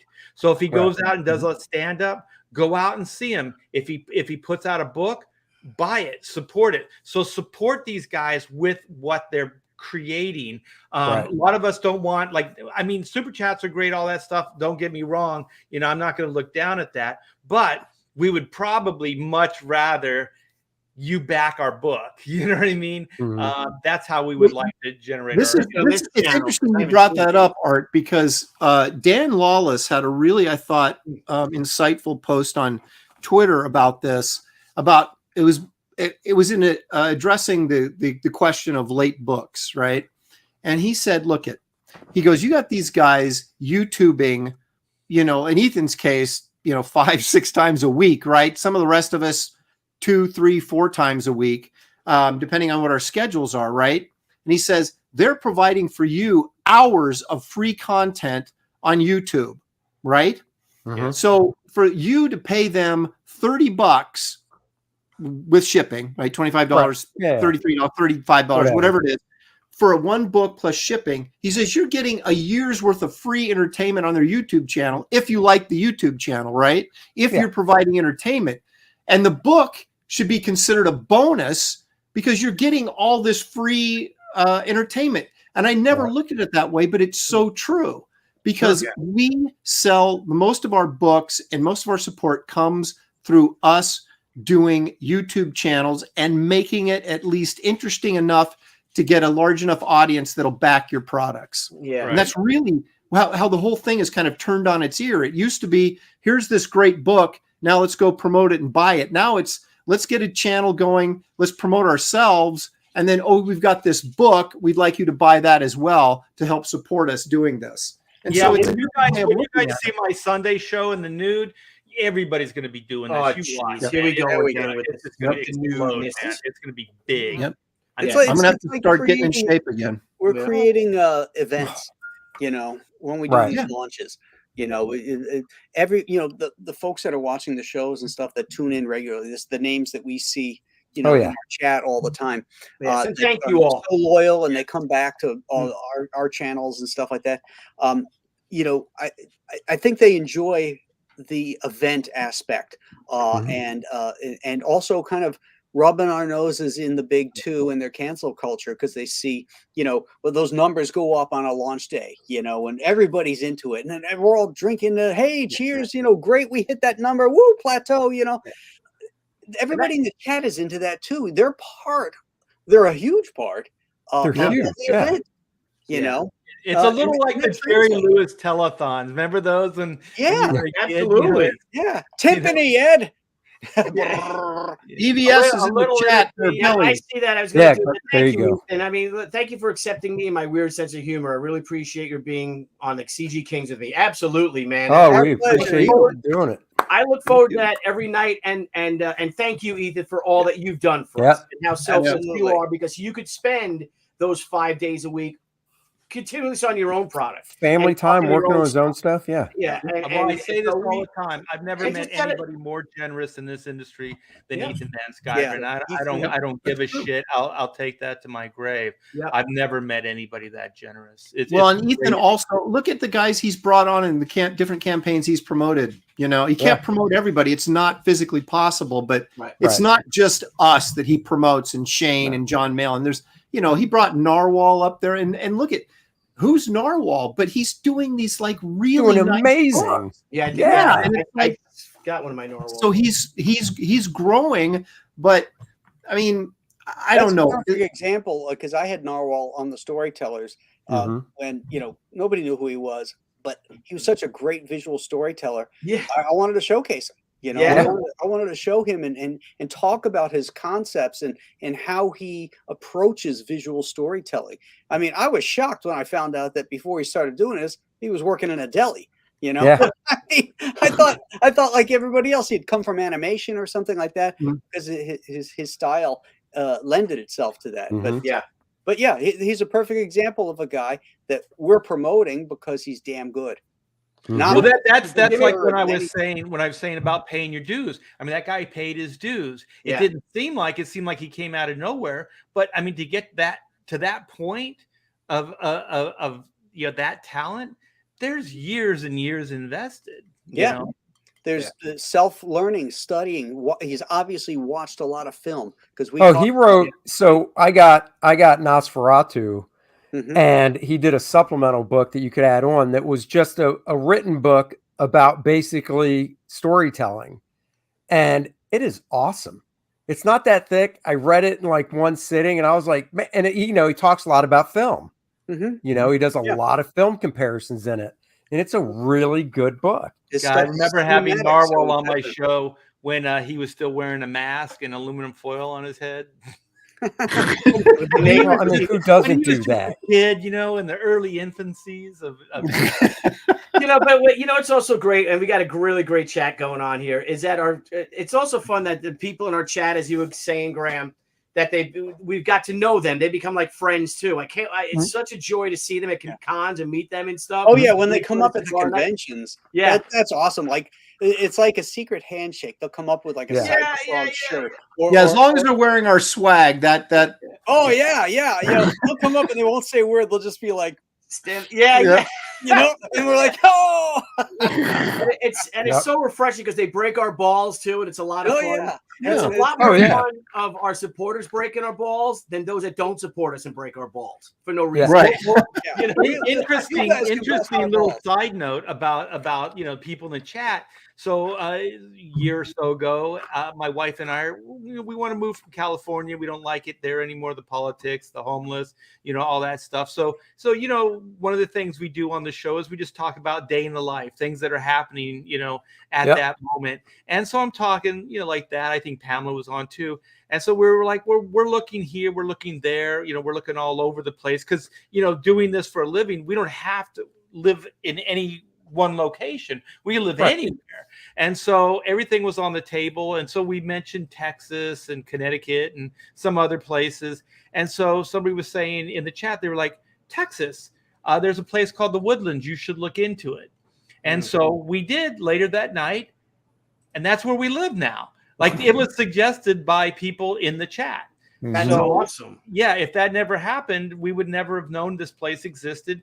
And we're right smack dab in the middle of paradise. I mean, this is an amazing place to live, you know, and that was the chat. Yeah. Except for the carpenters, except for your contractors. Yeah, those guys are jerks. And you want to bunch of a-holes. They're just as good. They're as competent as yeah. Those guys are jerks. Georgia, Texas. Art ripping up. What were you ripping up, Art? Your railing and stuff like that? Railing. When we had the handrail put in, they through the drywall. They drilled right into one of the main pipes, water pipes. And, we had a little flood in the house here. In the Lazarus pit. That's what created the Lazarus pit. That's what created the Lazarus pit. Yeah. Brought up speaking of promoting, I just got a beach towel from the Diaz brothers Ooh. The CG in the mail swimsuit. yesterday. Oh, nice. Had little garbage man on there and Pitt and all sorts of characters all over the place. Do you have it with you? You want to show it? No, it's downstairs. Oh, okay. Oh God, such a tease. Such a tease. Oh, we don't Ethan, know I for sent you sure a link. that Come guy- and join us, Ethan. So we can make you feel uncomfortable. Yeah. That's right. But speaking of promotion, Andy Smith. What Yes, the sir. devil am I looking at? What is this? Oh, my My screen's so goodness, shit. it looks like a battle me- royale. A melee. It's a melee. a melee. Can we? I'm going to share this if you don't mind. Yeah, go ahead. It's I mean, I shared it before, but Dude. now the pencils are tighter for the 2-page spread. Oh, wait, hold on. Let me. So now I can basically start inking it since I'm making it myself. That's tight enough. So, Dude, what's So, going yeah, on here? so what's Hot. the Red Lion tribe was out on a hunting party and they were attacked by the Anaconda tribe. So for them to defend themselves in honor of Billy, there's going to be some dead deer type creatures on the ground Excellent. because they were out on a hunting party and did bag some before these guys decided to jump them. And they want Are to these the guys that eventually started the Red Lion Motor Inn chain? Could be. You never know. Yeah. You know, you Curious. never know. Just curious. So yeah. So it's this is pages actually 2 and 3 of the book. So Wait a minute, Cordner has a normal Conan haircut. Something that's must be because there's a story reason why he has his hair the way he does on the cover. Well, I want to find out more. That's why I ordered 2 copies. There you go. Yeah, there's a specific story reason why he has that haircut that he has on the cover. So that'll be found out later on. So yeah, so that's all she is right there. And then of course, all I can say is good luck to your inker. yeah, me. You Yeah. mean me? Yeah, who wrote that crap? You had to draw that, and then now you got a poor anchor. Oh, trust me. I sent Dennis the layout that I showed last week, and I said, yeah, had fun writing that, did you? Did you? Took you how long to write that page? 5 whole minutes, maybe. So We got a super chat from JDC, and I think this is a true story, isn't it, Aaron? Come back to the Marvel letter asking you to compare yourself to Jim Lee. Do you think you're as good as an editor as Stanley or Julie Schwartz? Well, I was trying to get a job, not trying to get kicked out of the office. But well, you could do it now. and then of course, and I there's the would campaign. too. So There you go, buddy. Look at this. Yeah. $51,000. yep. Kaboom, brother. You want to play a little 2 bit weeks. more draft? Somebody's 2 weeks in. What? 50, Someone's echoing, Andy. I don't know why.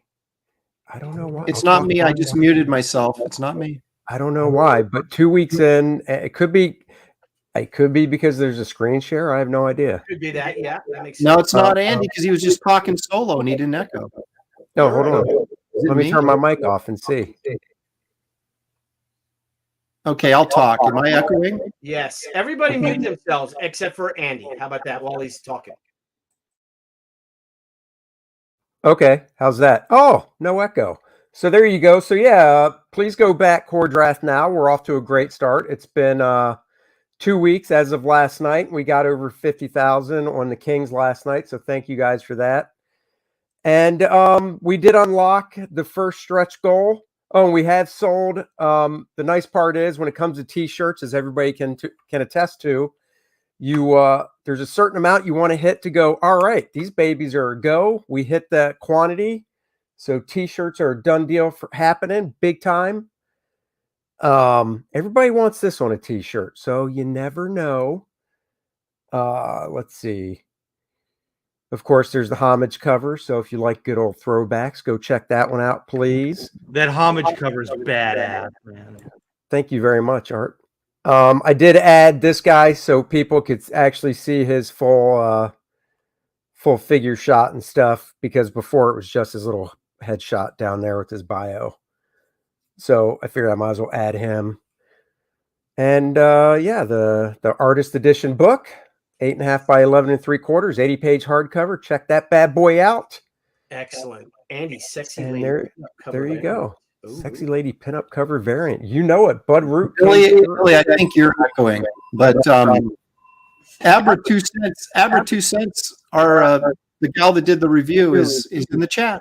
Oh, she is. Hello. Yeah, grab her chat. Let's throw it up there. It's not me that's echoing, because I just muted myself. No, you're not. Yeah, And I think Not it's, me. I think it's Andy when the screen is being shared from his computer. Well, it is right now. Oh, There's no echo. Abra. Here she is. There is an echo. Hello, Abra. Hello, Great Abra. channel. Great videos. Yes. So there you go. Yeah, what a great review. Well, I couldn't really hear the review, but the visually it was fantastic, incredibly professional. And well done. Miki asked if we have small shirts for ladies. I mean, you would just have to buy a small because it's just the small, medium, large, and then so on and so forth. So you just have to buy a small. But yeah, so the campaign's going well. The first stretch goal of the character card, which is compatible with our all SRD 5e role-playing game, so you can actually play as Core Draft. And now we're on the way to the next one, which is the Adriana card. Ooh, so like her. thank you guys so much for backing it. Thank you for the time, Billy, for letting me spew a little bit about it. Nah, it Really looks great. appreciate it. Congratulations on passing 50K, man. Thank Well you very done. much. I appreciate it, guys. Well done. I And look at that appreciate it. Dan Lawless coloring too. Man, is he good? Oh yeah, Is he good? he's so good. So if he's in the chat, he'll have there's something else I'm having worked on right now by somebody that another guest for something that hopefully he'll be coloring. So I'll just leave it at that. Is your guest cool or is he an asshole too? No, he's cool. He's cool. Nah, it looks fantastic. Well done, buddy. Well done. Thanks, man. I like Thanks, is he an guys. asshole too? Oh, I heard it.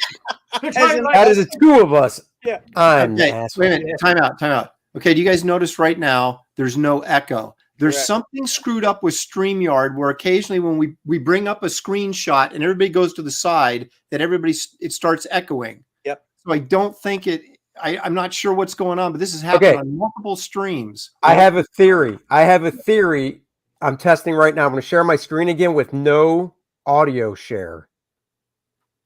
Pull my screen up, Billy, would you? Okay, Randy Howell says, just real quick, Oh, you're yeah. $3,200 away from passing first man learning curve. Yep, he's right. Wow. It's just 2 2 weeks, but let's share this screen. And let's see if there's an echo now, because there's no. I did not share the audio. There's no echo. Testing. Do you hear an echo? Echo. Not hearing an Nope. echo. Nope. I think that might be it. So we have to No kill, audio share. So we have to kill StreamYard, like kill Mr. StreamYard. Well, Apparently. I just didn't share the audio. Yeah. So. All right. Well, speaking of a campaign that is unfortunately, it seems very timely today of what's happening, what's heading its way towards the southwest coast of Florida, but nonetheless, it looks fantastic, ladies and gentlemen. Very nice. Very nice. The Ghost of by Graham. The Quiet Man Nolen. Look at that. Nolen. Graham Nolen. I don't think I have to put an O. I think Nolan's Irish enough. Oh. Yeah, Irish enough. Yeah. Yeah, Yeah, we're gonna be launching Nolen. launching this bad boy Saturday.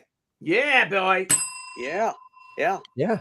I I should be up here working. So I got to tell you, I am so intrigued by this Saturday launch day the strategy. That's why I invited Ethan if he wants to come in, because normally most of us launch during the week, but the Saturday launches seem to be huge and a lot of fun, and you can go to bed early. well, it depends on how long you stay on for. But True. yeah. That's true. Right, Andy, you said till 4 a.m. or something. Did you do a Saturday or something? Oh, no. That was the Kings. When we launched on the Kings, I started at like 5:30 on my channel, hit the Kings at like 6:30, 7, and then Malin did the after show, and we went till 4 a.m. So I went for like 10 hours.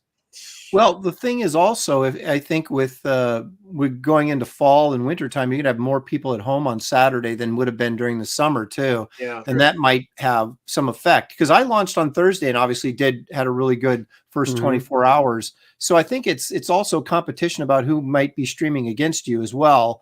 Not in necessarily our Comicsgate group, but just other people with bigger platforms that are doing that are streaming against you could also be affected. It's hard to say, but this Saturday, because Rini launched on Saturday, right?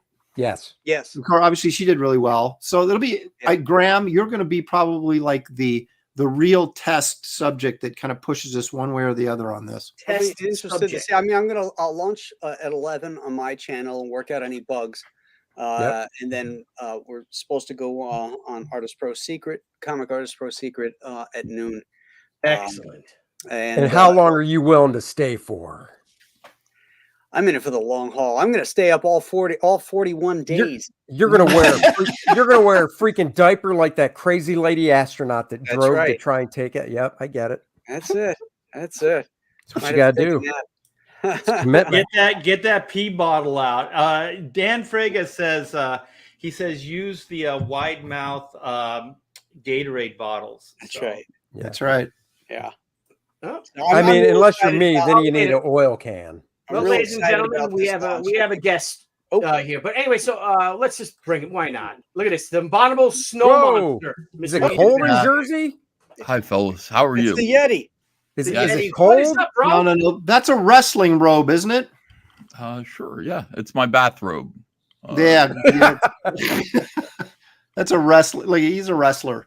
Adrian. Well, That's it's a lot like better that's than like that if last robe we Liberace had from was the meat- dressed from the like meat Santa locker. Claus. It's like a Santa Liberace outfit. It's basically my listen, I'm done working for the day and I'm lounging around the house. I'm watching Fox News. I'm watching a little Sean Hannity. Having a little glass of wine with my family. It's just my regular kind of decompressing relaxation robe. Good to It be looks with you guys. comfortable. It is it's very comfortable. Very comfortable. Yes. Good to be with you guys. Ethan, Thank you for joining. we're talking an interesting subject. I remember you saying you were tired doing the nighttime streams. Personally, and you have had great success launching on the weekends. Do you personally prefer a Saturday launch like we're doing for the great Graham Nolen this coming Saturday for the Ghost of Matacumba Key? How do you feel about a Saturday launch, say, opposed to a Thursday night, a Monday night, Tuesday, etc., etc.? I think the weekends are better because everybody's home. They're not really they're not distracted. You don't know if they're working, if they can't make it. Just seems like doing it on Saturday or on Sunday is just better, and in the afternoon too. Yeah. So. People have more energy. Yeah, I think so. So I'm pretty excited about launching Graham Nolen's Ghosts of Matacumba Key this Saturday, making plans to do that. Nice. We've had a record-breaking month in Comicsgate. Everybody is pulling together. Everybody is rowing except for our Thibert. He hasn't done shit for anyone this entire month. Well, I mean, he stopped Oh, you throwing heard when he was about like 16. Art, where were you Sunday, I'm yesterday? watching the all nude show, Ethan. So you're invited. Well, I don't know where you were yesterday. This is what I'm saying. I mean, I had black and white all queued up. I'm promoting- sorry. I'm having some major back problems. I'm going to go under the knife Your back probably cracked? next month. Yeah, I have like some. What you do is you go back to back with me. I'll get your arms like this, and I'll lean forward, and I will crack your back. It's not about that, man. I wish. Oh, Art, try going up on a mountain in Texas with another guy. There's no mountain. Broke back. He's gonna That go takes broke a minute. back. Oh, jeez. I got it. I caught that.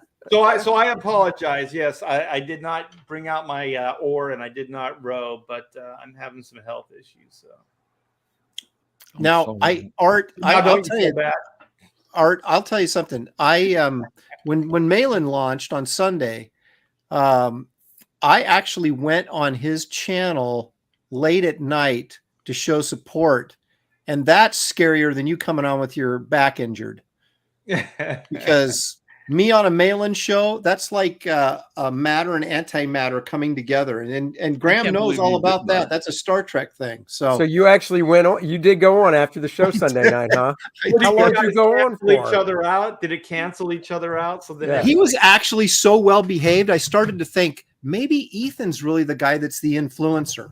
Maybe he's the one. I The try to troublemaker. influence everybody for good. Honestly, I feel like a kid. I'm kind of one of the younger I know I don't look it, but I am one of the younger ones. So I got people who are telling me I got to be responsible for everybody's behavior, and I didn't realize that. When people get out of line, when people get out of hand, I hear about it, and people say, well, Ethan, this doesn't look good for Comicsgate. You have to control people. So that's what I've started to do. I've started to hand out discipline, handing down discipline, and dealing with people and making sure that everybody is living according to the Old Testament law. Yes. You're gonna need like a Pharisee cap or something. Yeah, I want to control everybody's drinking. I want to control everybody's drug abuse. I want to make sure that people are being kind to each other. That we one thing that I want to do is tamp down the use of the N-word, just by about 25%. If we could stop screaming the N-word at the top of our lungs. You're talking about narwhal, right? That's 25%. That's the N-word. Yeah, no, I thought it was nerd. Oh, so okay. I'd really appreciate that. That'd be great for Comicsgate.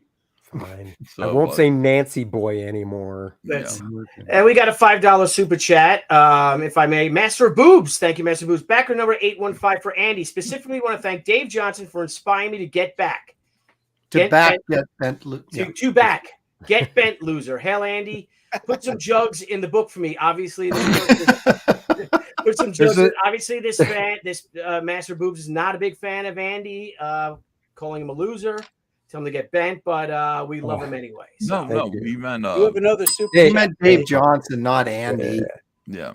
I know what he meant. But there's a specific scene in the book you'll like. I got another super chat. Yeah. H for heretic. H for heretic? Yeah, you. It's further up. Oh, good Lord! Look at me. I'm having too good of a time. H is for heretic, and that says, "Thank you for the $2." Nolen at 11, Caps at 12. What time does 30 Days premiere? The 30 Days of Halloween or horror? What do you call it? Yeah, 31 Days of Monsters will premiere at 9:00 Saturday morning. Then we'll turn. Okay, wait a minute. Yeah. Graham, that's 6 a.m. my time. Come on, how can I make that? 9 o'clock. I don't know. Set an alarm. I'll tell you this: the weekday time is 8:30.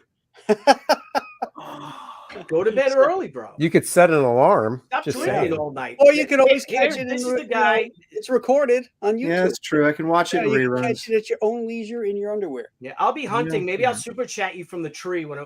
You're at 9. I'll be at it. There you go. First movie is House of Frankenstein. Oh, that's Glenn Strange's first as Frankenstein. Oh God. Is that in the public domain or no? No, but we do have a movie queued up in the public domain. That's in the public domain. If you guys want to watch a movie for a little bit, we need to do a serious, lengthy deep dive into the terror of Tiny Town.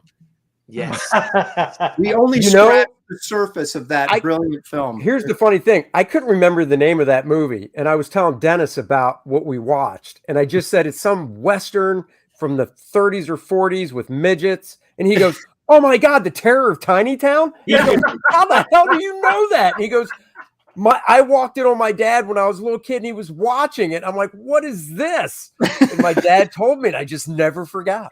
The crazy thing we figured out was that before the Wizard of Oz. We figured that out, right? It was after. Oh, it was 1939. It was the same year it came out, but I don't know which was run first. Yeah. But one of them was in a couple of them. Dennis told me were in the Wizard of Oz. Did we go over that? Oh, we did. Oh, we don't know which one if they're in it first. But Ethan, did you see that when we showed that movie?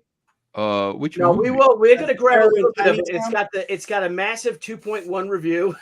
It's hysterical. They filmed it on a Hollywood Western backlot with midgets. So everything is proportioned for, cowboy size men. And so they walk into the saloon and they're like this. Yeah. They can literally walk underneath, but instead they push them open. The hitching post, they were walking underneath. The only thing that was scaled down was some of the sets, actually, the interiors and the horses. They were riding miniature horses. Oh, yeah, they rode them. They did. That's true. So they didn't use midgetal effects? It's extraordinary. It's extraordinary. So let's have a little bit. Let's have that for a little bit. Wait, what the? This is an Incellivision classic right here. We're going Okay. to present for your approval a novelty picture with an all-midget cast. The first of its kind. Oh, and they even said it back then. There's an all-midget Respect. It has It's the everything. M That word is you gotta be everything that a worried about. Western should have. It's a soul-stirring drama, a searing saga of sagebrush, and it's called The Terror of Tiny Town. But I must caution you not to take it too seriously. This picture begins. He should shoot him in the balls right I now. honestly want to say that dude was in the Wizard of Oz. Is he one of the Lollipop Kids? Yeah, Graham, yeah, he looks really Graham. familiar. That midget right there was in the Journey to Babel episode. He was one of the little guys wearing the fez. Yeah. Get out of He here. was. Yep. Also, I saw something with that actor. I think like Uncle Fester. He played Uncle Fester you? too. Not Uncle Fester. What is the It? Oh, cousin it. Yeah. Oh, the Cousin hand. it. That's the hand, right? I love this guy. The applause is okay. But who laughed? Oh, that's right, because they're holding they can't have peacemakers, so they have A little Smith & 38. Wesson police guns. Yeah. Yeah. Oh, Dennis just looked it up. He said Tiny Town debuted first. That's what This I is thought. before the Wizard of Oz. Yeah. Wait a minute. Now wait a minute. Look at this. Let's go through the Come on, Why, kids. yada. Let's go to the picture, and then they Yeah, got speed up till we get some cowboy action. Jed Buell's midgets. He owns the midget. He owns the Jed midgets. Buell's midgets. Got a midget He ranch. owns them or something. Got a midget ranch. with an all midget cast. Bullshit. I bet you there's some little kids in there. Oh, yeah. Crowd scenes. Yeah, there's got to be some little kids in there. And here's the funny thing. So the hero, Billy Curtis, the girl, Little Billy. Hey, there's Or- little Billy. Little Billy. I like the characters don't even have any names. I know the sheriff, the cook, the vampire. There's a freaking vampire in this. Dude, she's a vamp. She's probably the sexy one. Let's find her. Yeah, she's good. What's the old sword? And it's a musical too. I love that horse. He can barely lift the hammer. This is That dude's Jack. buff. That's Yeah, Cecil. he's the Jack midget.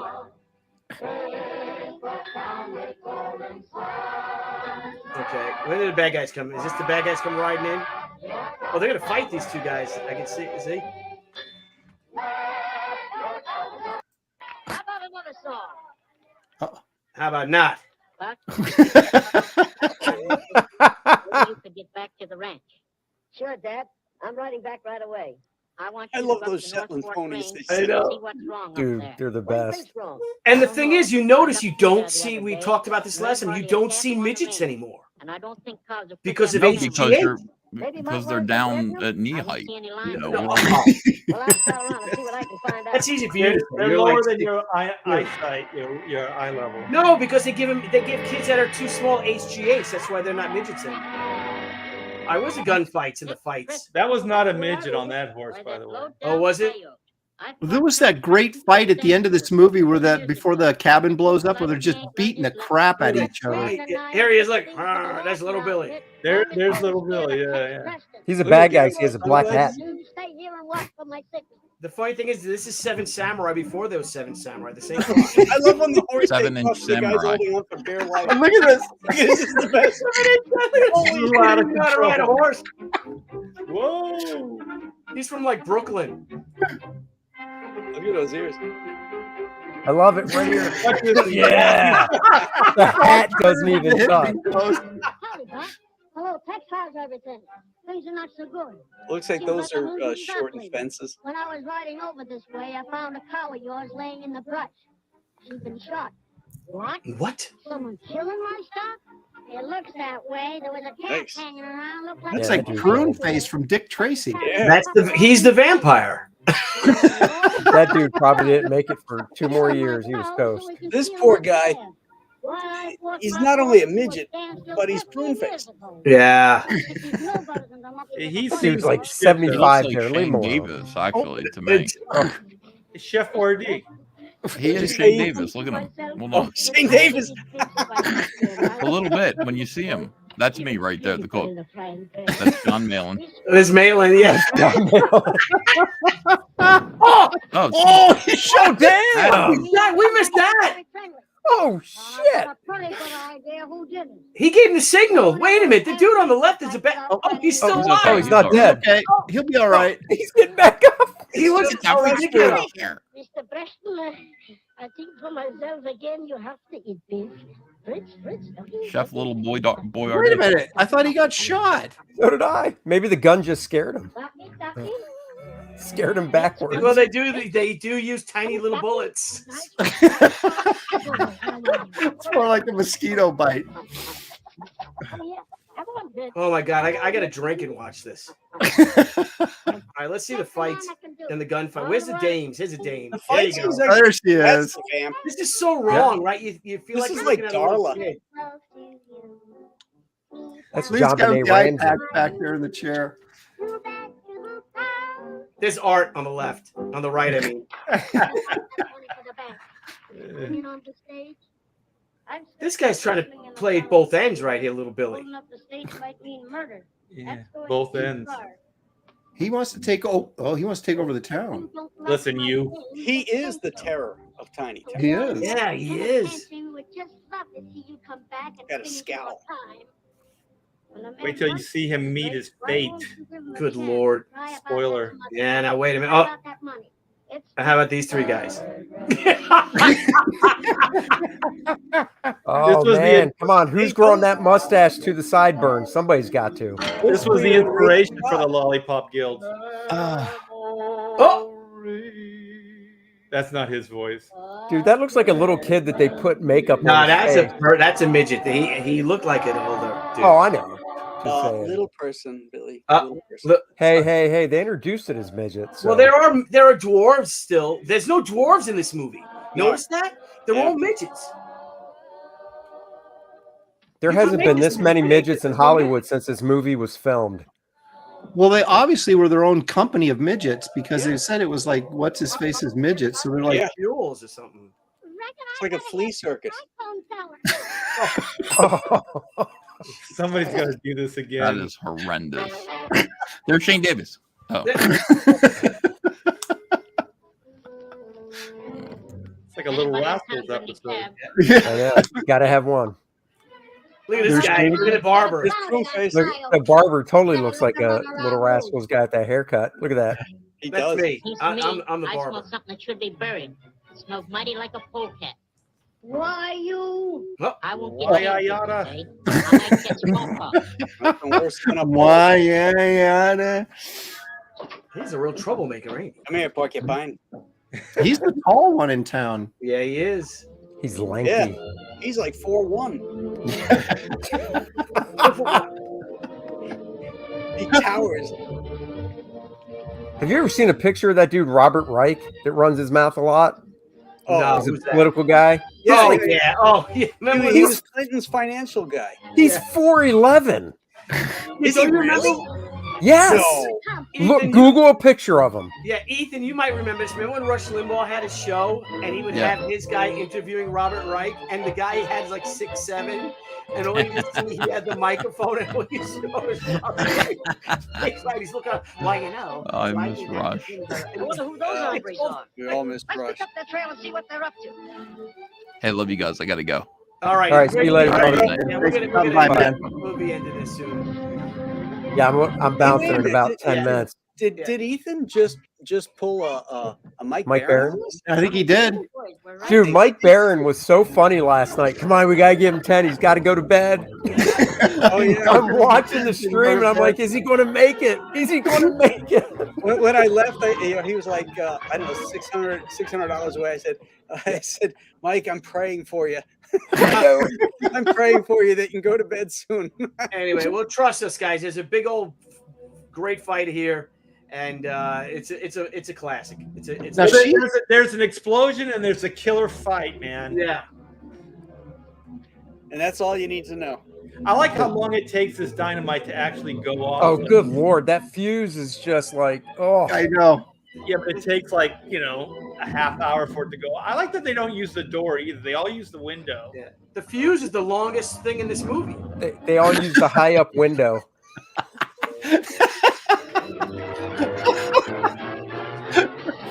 I got it, Billy. I got it. Thank you. Oh, I got it. Thank you. Hang on. Oh shit! That Was guy- it- Here we go. Oh, damn, you got my wrist. And then they get into a fight, and it's like his wrist is Do healed. it all your own way. Shoot him again. You know what happens when a I'll bullet give you goes through your wrist? It's more than you did for me. You don't hold it. You Whoa. don't have much left. Uh-oh, he's taking Well, his with pants those baby off. with those baby bullets. This is the mano a mano, man. Dude, you know these guys really hated each other.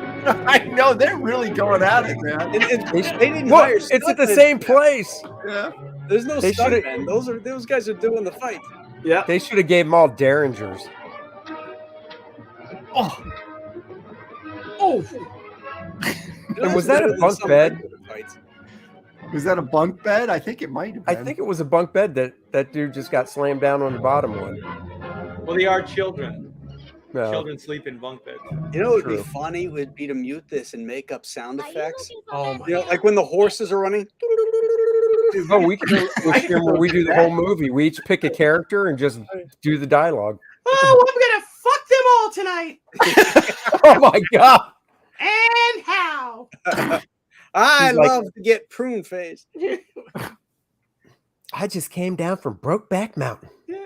No, that dark-haired girl kind of reminds me of Charlie's London. Oh, so she's Charlie's, and I'm Yeah. There it is, bunk bed. Told you.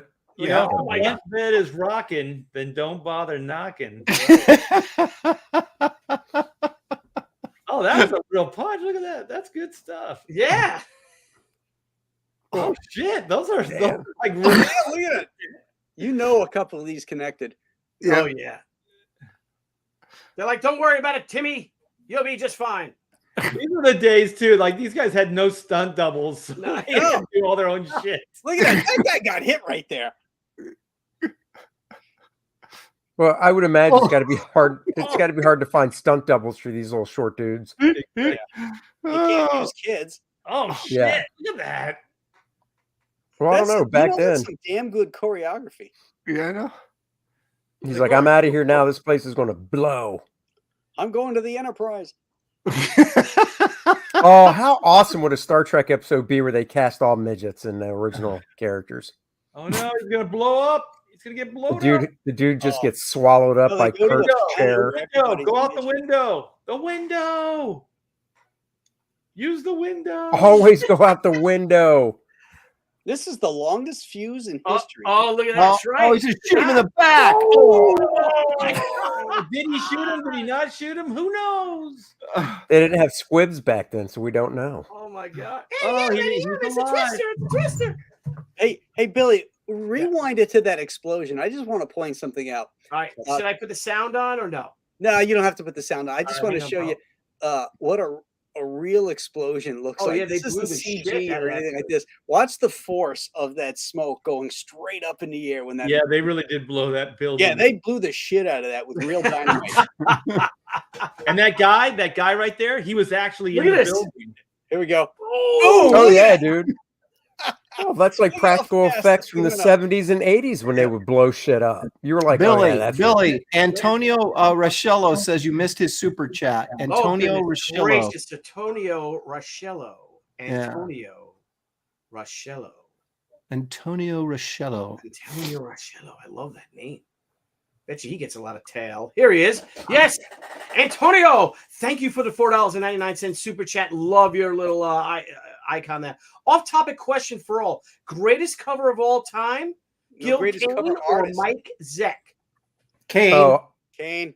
yeah. As much as I love Mike Zeck, Gil Kane. I love Mike Zeck too. Gil Mike Kane Zeck, just probably the, Mike Zeck just was the probably the production. Gil Kane Yeah. did thousands of covers. Yeah, Yeah. yeah. but I- Mike Zeck was probably the best cover artist of the 80s. I'll Yeah, give him Yes. I think Mike's a better draftsman.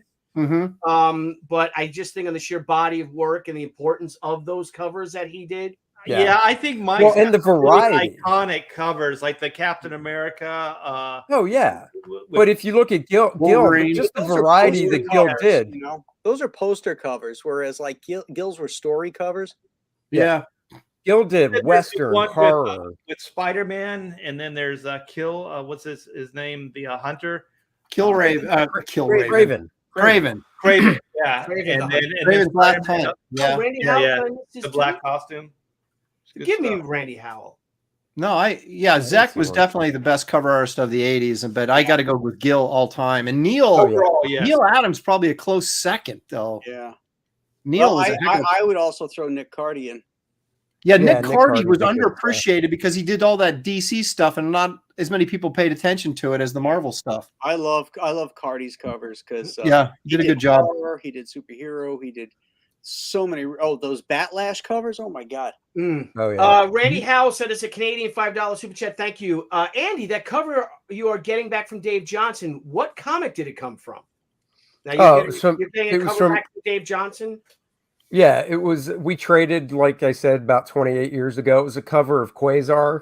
Okay. And, because I don't sell my stuff, I never sold covers. So it's actually the only cover I don't own. So I'll be glad to have it back. Oh, yeah. Because then I'll have every Quasar cover I did. So, I'd wash and then I'll it if send I him were back you. his Super Patriot page. So I'd wash it if I were you. Well, I hope he actually packs it good and doesn't just like send it in an envelope so it gets destroyed in the way. I'm sure he will. You'll get it back in pristine. I would expect that a fellow artist, even Dave, would be like, respect the artwork to pack it well. Yes, of course. So, and I would also expect, I was telling my wife about the story. I said, I would also expect them to ship it, priority mail at least. So there's a good tracking number and stuff and not just first class, Yeah, So, it's but we'll see. artwork. You don't want to mess around. Well, it's too heavy to mail first class. He's got to mail it priority. Oh. But I'm just going to use the same packaging material. I'm going to open it up gently and use the same material to put his in and right back. So It'll be interesting to see if he actually does it. Yeah. Well, that too. I mean, my wife was like, yeah, but is he going to do it? And I'm like, well, I don't know. It's not like I'm mailing anything first. So yeah, he doesn't have the energy to do it. Well, I mean, the funniest part was the less than 24 hours before it was, I don't even know. I barely remember it. I don't know what happened to it. Fuck off. And then less than 24 hours later, a whole new post. I found it. Okay. Yeah. You know where it was? On my wall. Right. I doubt it. But in a frame. Yeah. Somehow I did. A shrine to Andy. Yeah. Mm-hmm. And if people don't know, I mean, that this all started from a post that Andy put up, which I thought was hilarious. A nice Mexican family, looking for a free trip to Martha's Vineyard, with just an LOL. That's all Andy put was LOL, and then just a shitstorm. Yeah, I saw that same meme that was going around, and I took that as an anti-DeSantis meme, that he's so stupid that if you just dress up like you're Mexicans, he's going to send you.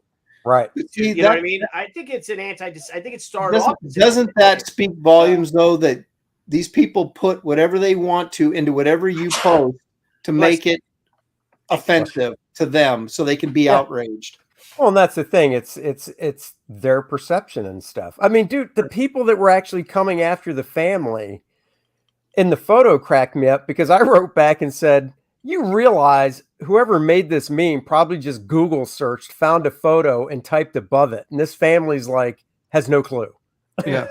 It was probably like it was pictures on their. It was a Halloween picture for sure. Yeah, it was just a Halloween picture. Exactly. Yeah, they thought it would be funny. I like that the dad was selling the tacos, like he had a price on his kids. I thought that he did because the names were next to each taco. Right. It was like Jeff Taco and it's hilarious.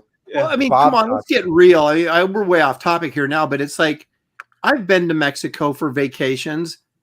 Mexican people will sell you sombreros and sell you all this stuff, right? So it's not, I mean, this whole appropriation thing is such BS. Well, not only that is that ridiculous, but they've taken polls, and Latinos that come over here and do it legally cannot stand border jumpers. That's right.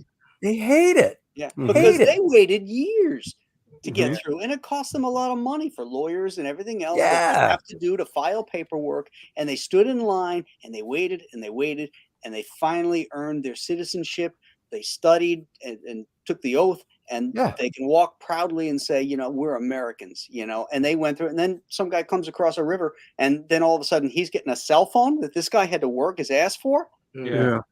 Well, it was the few people. It was the few. So I got a lot, not a lot, but I got comments from Latinos that were like, I think it's a funny ass meme. Yeah.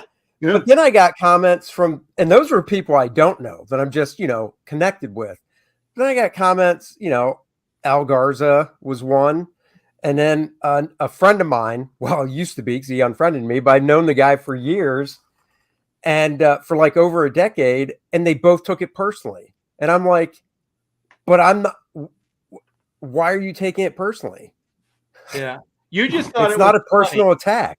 Yeah, it was never directed at them. Right. I just thought of something that'd be funny. Okay, so the migrants that were sent to Martha's Vineyard, right? So let's just say it's their great grandkids. Like we move into the future, like 40 years, 50 years into the future, right? And it's like Grandpa, tell us that story. I crossed over the border, and then this guy flew us across the country to Martha's Vineyard, and those people fed us, and it was great. It's like, really, your first destination was Martha's Vineyard? Oh yeah. The place with more vacation homes per capita in the entire United States. Yeah, I just think and then they mobilized the National Guard, 300 of them. 50 people. 50 people. I just think it's a great story. We all have those stories, of our grandparents and stuff like that. We each have our stories. And so that would be like, yeah, Grandpa was sent to Martha's Vineyard. But wait, didn't Trump want the National Guard for January 6th? And Pelosi was like, no. But they get him for Martha's Vineyard, though. But Martha's Vineyard gets 50 people, and they're like, oh my God! It's an insurrection of Martha's Vineyard. And it took them all of half an hour to get them all off the island. 48 hours. Yeah. 48 hours. 48 hours. Yeah. Damn, I missed a lot going on vacation this weekend, didn't I? Yeah, you were at Martha's Vineyard, man. You should see. I wish I was in Martha. Now we're out in PA. I've never been to Martha's Vineyard. Not yet. Neither have I. No, that's a little too upper class for me. Yeah, I'm going to dress like a taco so I can get sent. I love that. Art. Damn it, Art. Well, you just incurred the wrath. I hope you're ready for the shitstorm that's coming down on you, buddy. I don't give a shit. Yeah, fire Martha's away. Vineyard is amity, and as you know, amity means friendship. That's right. Well, I like that they're a sanctuary city, and they're like, yeah, bring your huddled masses. No, get out of here. Get out. That's how Washington D.C. is, and Chicago is, and they want to call the National Guard too. New York too. Yeah, they had that Martha's Vineyard. Let me see if I can find it. The sign saying they're welcoming. Yeah. Of migrants and all this stuff. And of course, and until they actually come there. Yeah. Then they all packed up those signs off the lawns, the ones that say hate doesn't live here, I believe in science and Black Lives Matter and all that virtue signaling bullshit. I like that they all came out for the press release, like when the immigrants or the migrants are being bussed out, and they're like, see you later. They're all emotional, like, oh, we're gonna miss those guys. Yeah, they just called the National Guard on them to get them out of there. But Senora, when do I become an islander? You're not an islander. You never be you weren't born here. You're not an islander. Get out of here. Get off. That's like saying everybody's welcome to your house, and then like 15 people show up to your house. You call the cops, and then when the cops actually escort them out, you're like, "We're gonna miss you." I know. Exactly. Dang it! Hang on, I shared the wrong one. Hang on, I'll share it. The sign. I saw the sign though. Yeah, which is like you just can't make this up. It's crazy. Well, Graham, you yell Barracuda. Everybody says, "Huh? What?" You yell shark. You got a panic on your hands. You yell migrant. You yell migrant, and you got a panic on the 4th of July. We stand, we stand with immigrants, with refugees, with indigenous people. We stand with community. Unless you come there, all are welcome here. Unless you actually go there. Yeah. Look at that. Look at all the languages and everything. Just so everybody on the Main Street Alliance. Unless you actually step foot on Main Street. Yeah. Right. Well, we don't mean it. Good Lord. And now they're fundraising, so if this catastrophe happens again, they'll be ready. They're like, They're fundraising like they don't have any money. they raised like 50 grand to put. They raised like 50 grand to put in their $14 million war chest. Isn't that so typical? You got a bunch of rich white people fundraising, trying to get money out of poor white people to pay their bills for them. Oh my God. And all they did was basically feed them like 2 meals, and then they gave them some new clothes. Yeah. Yeah, and then send them to the mainland. Sent him to the army base, to the the National Guard base. Goodbye. Or the They naval put that base. sign up, and then Mobilizing all these 300 members of the National Guard. they put that sign up. All the people showed up, and somebody looked at Bob and said, "Bob, that was supposed to come down April 2nd. What the hell? Damn it, Bob, you're fired." You left it up one day too long." Well, just to be clear, none of us are against, migrants or people that come here legally. Let me tell you something. I lived in Venezuela. If I lived in, I'd come here. I'd do whatever. Yeah, I I'd can want to as here. well. You can't blame Right, anybody. right. It's just the illegals, and also just this is the thing about the illegal thing that I absolutely hate, because if they don't come across legally, they're subject to exploitation. These people, they're not part of the system.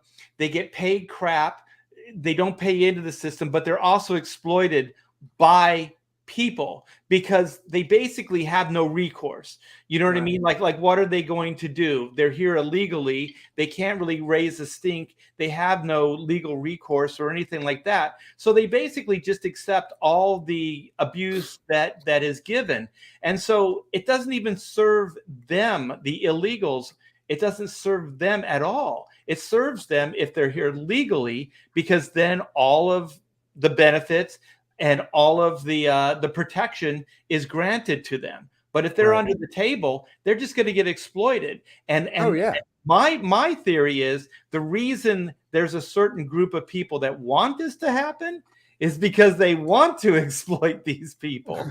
Right. Well, look at who is Andy or that meme or us right now? Who are we making fun of? We're not making fun of the migrants. We're making fun of the rich elitists, and their hypocrisy is what we are making fun of. Right. Mm-hmm. We're not making light of the immigrants. Yeah. No. We're not. And what we're criticizing is not the desperation of these people, but the enforcement of laws in this country that protect us as a country and a nation. No other country in the world has an open border. And everybody enforces their laws except for us. We're terrible people. If we just open them up, as if this bleeding heart aspect is really helping Americans or the people coming into this country. We have a process, and I expect that process to be followed and the laws to be followed properly and enforced when necessary. Yeah, well, we have to obey the laws. If it's fair for everybody that came before, then it should be fair for all the people today. You know, every time somebody comes in illegal and is treated like, like the second coming, that's spitting in the face of everybody that has done it through the system legally. It's just like when they want to pay off college debt. Well, what does that do to everybody that did pay off their college debt, that continues to pay off their college debt? Yep. It's just a slam in the face to all those people. And they want equitable and they want fair. How is that fair? It's not fair at all.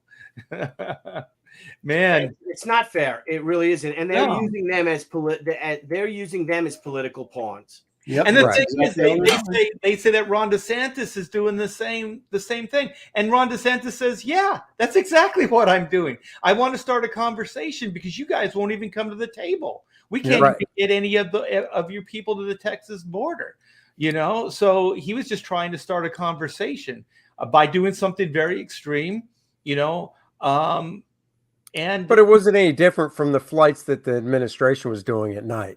No, but right. And he just wanted to start a conversation because through normal means, he couldn't even get on their radar. You know what I mean? Right. Like the only thing he could do is something that was somewhat extreme, but not out of the norm. Like you said, the government had already done this stuff prior. And so had the governor of Texas. And then they virtue signal by, like in New York City, they're building like housing for them, camps. You're building those big white tent camp city things, but it's like You haven't done that for the homeless. Yeah, you don't do it for your own, for their own homeless in this that are attacking people. And you know what? Yeah. There's a horrible. simpler solution. Send them back to their country, encourage them, educate them how they can go through the system, and then have them come over legally. Then you don't have to do all of these symptomatic Band-Aid solutions to try to look humane and caring and all that stuff. It's like, just treat them like normal people. We have a law in place. Send them back over, encourage them to come over legally, and then they'll be part of the system, and everything that we all get to take advantage of, they'll have the same. Yeah. Yep. Billy, wrap this show up, man. I got I'm to gonna cook wrap dinner. the show up. Let's show our campaigns real quick. Guys, share it if you can. All right, everybody share it. All right. I'm ready. Okay, let's do this one right here. This is you, Graham. Is this your new one? Is this Hold on. Your sign up? all right? I'll go to I'm going to go last. who do I got? Where's mine at? Why isn't it showing Yeah, up I don't here? have yours. I don't this see is mine. Oh, I know what the problem is. Okay. Core draft. All right. Without Okay, sound. we'll do this. This is good because I'm I'm away. supposed to go on Mandy's show in any minute now. So Excellent. We love yeah, it. so Core Draft the Reckoning. I got some backers during the show, so thank you guys, whoever backed it, and thank you everyone sincerely, from the bottom of my heart, and Dennis too. If he was here, he would tell you. This just means the world to us. It's only been 15 days or 14 days, or 15, yeah, into the first 30. Doing phenomenal. So seriously, guys, thank you all.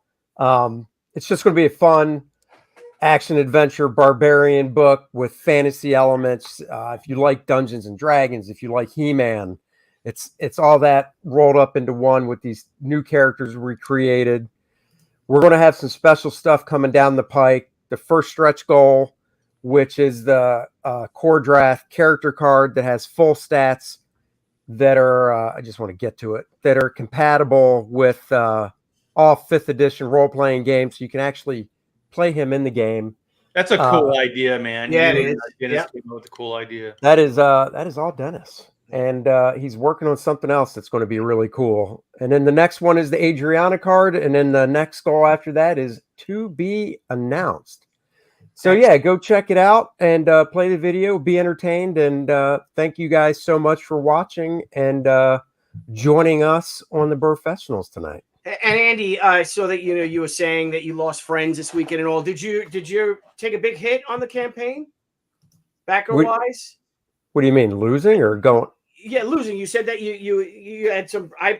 No, I didn't lose anything on the campaign. Oh, okay. You picked up stuff, right? I picked up stuff. I just lost.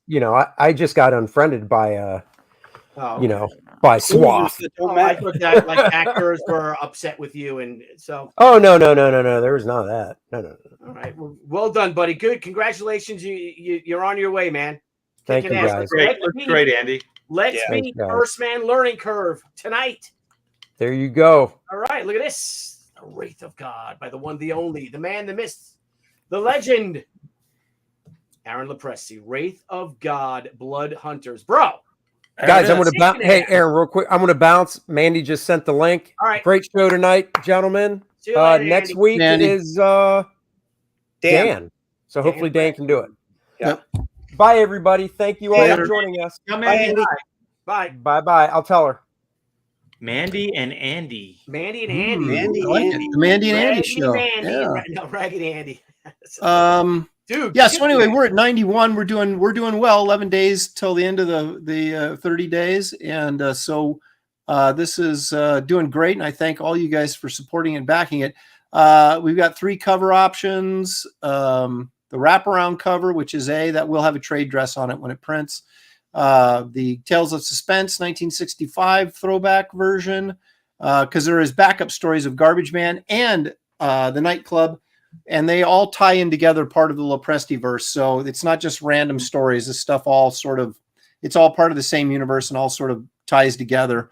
There's also the which has proven to be fairly popular, the Tomb of Dracula tribute cover from Tomb of Dracula #1 is also available. Danky Frankie asked in the chat, and other people continued asking the same question that I don't have an answer for, is when is the guest artist's fourth cover going to drop?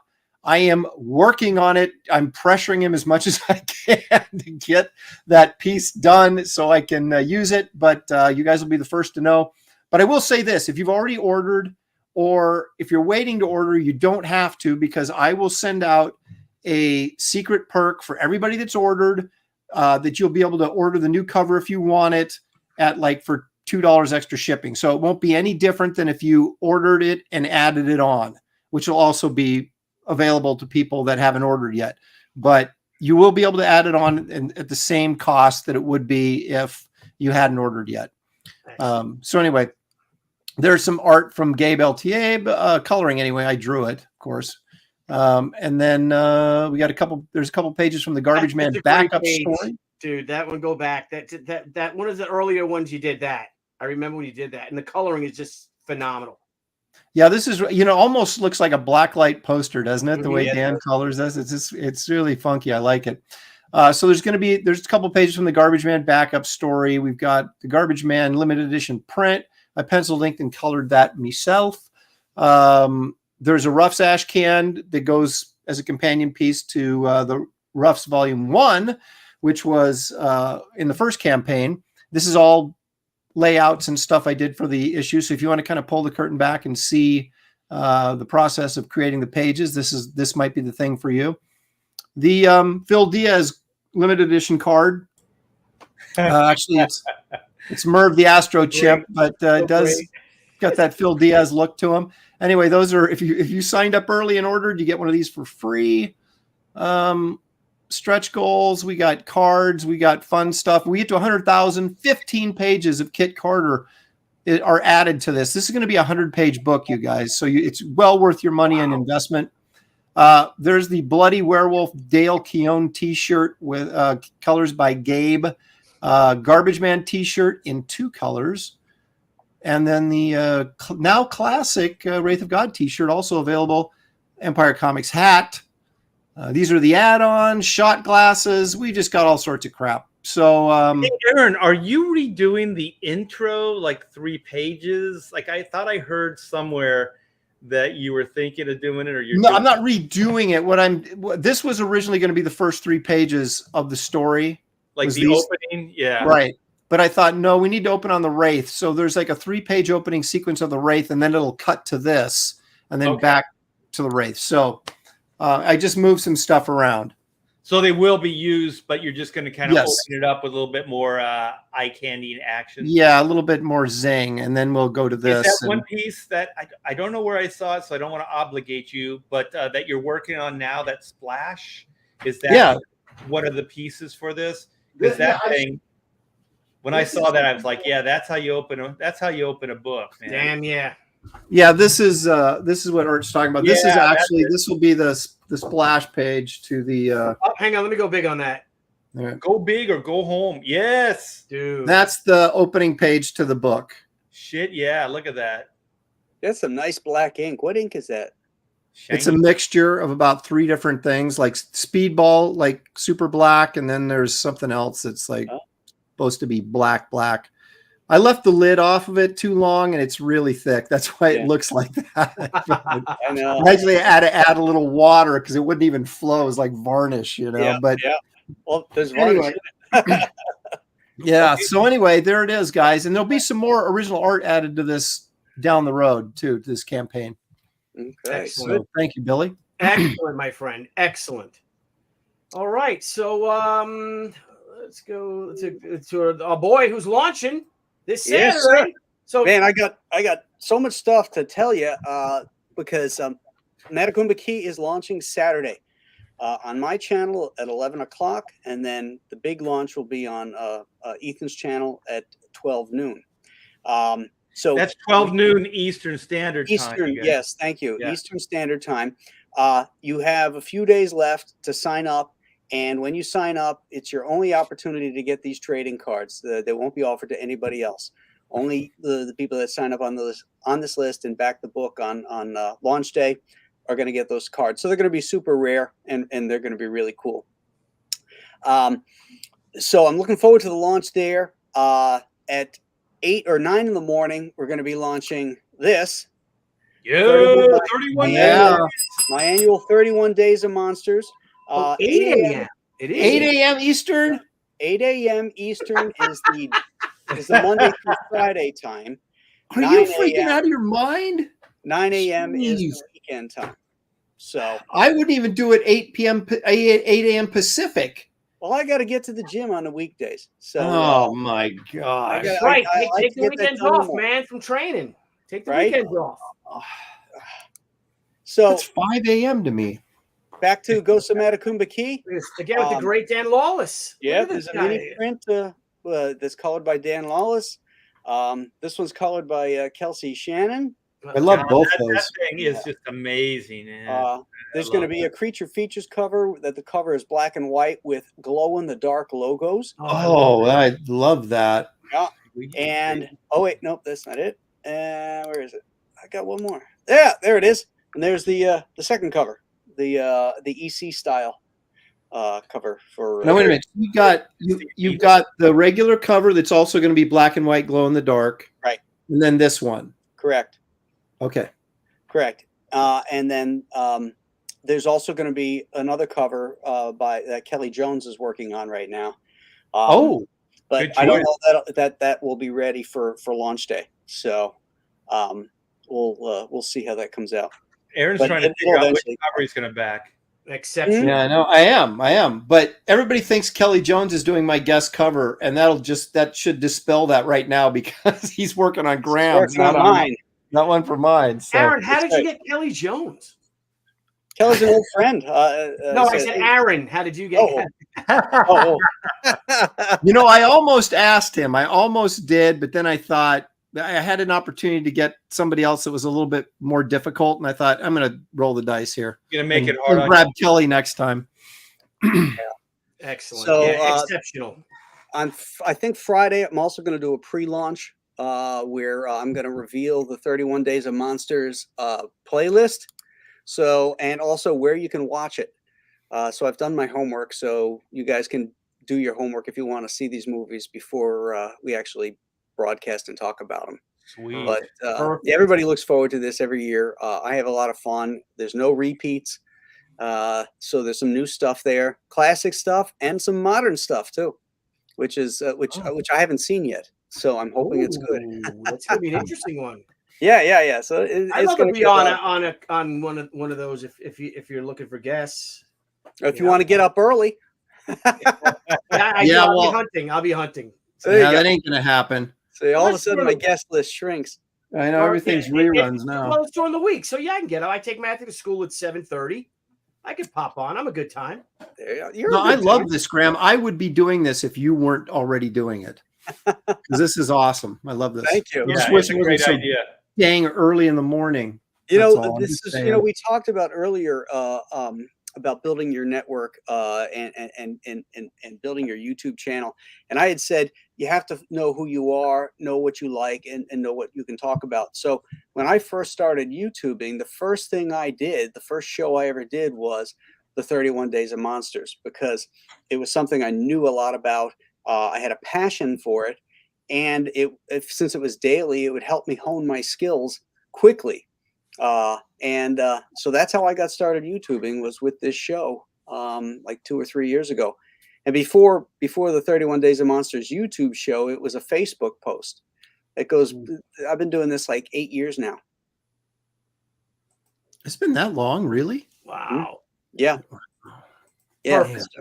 Started as a Facebook post, and then it turned into the YouTube show when I wanted to start setting up my channel. And so this is my original baby, and we're back again this year with some really cool monsters. Good for you, and good for all of us. Can't wait. Yeah. All right, so I'm going to share my screen if I can do that. I got some great news, everyone. That Sakura, we got a notification from our printer yesterday that Sakura has shipped. So these books should be arriving by Friday. Nice. Really excited. And we start fulfilling Saturday.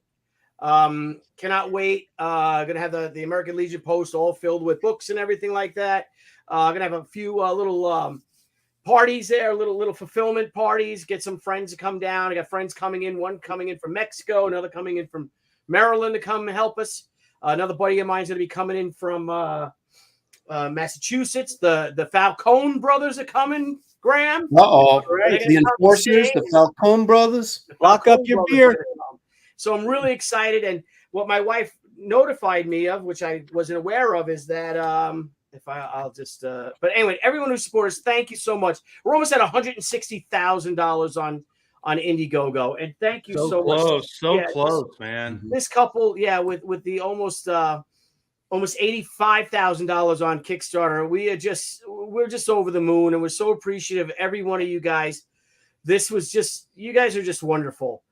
And it's something I got hit with, though, if I stop sharing the screen, is that we offer a rough cut edition, which is in the book. And I'll just show the picture. Debbie told me, like, you didn't do the cover to the rough cut. I'm like, what? So I'm actually drawing it now. Oh, That's nice. So I'll finish it tonight. And Look at that face is beautiful. yeah, she's cute. She's cutie. And here's my rough underneath it. So that's how it starts. It all starts with it being rough. Yeah, and then I put it here, and then I work that away. And also, I'm going to get away from going big. I'm going to share something else because hang on, exit solo screen. Let me just share this real quick. And I want to bring up Graham Nolen, too, after I do this little thing. Today is National Sons Day, and I just want to say how much we love our boys. So proud of them. My son, William, just started a job. He's a welder. He's a fully certified welder, and he started a job, got a Aerotech, this new company. He's only 20 years old, making a lot of money. We're so proud of him. My son, Matthew, is an all-county wrestler. His season starting up. He's looking to go to Penn State. He wants to be a kind of architectural engineer. So Debbie and I are just so proud of them. And this, of course, is our little Elliott clan kilts when we represented my clan.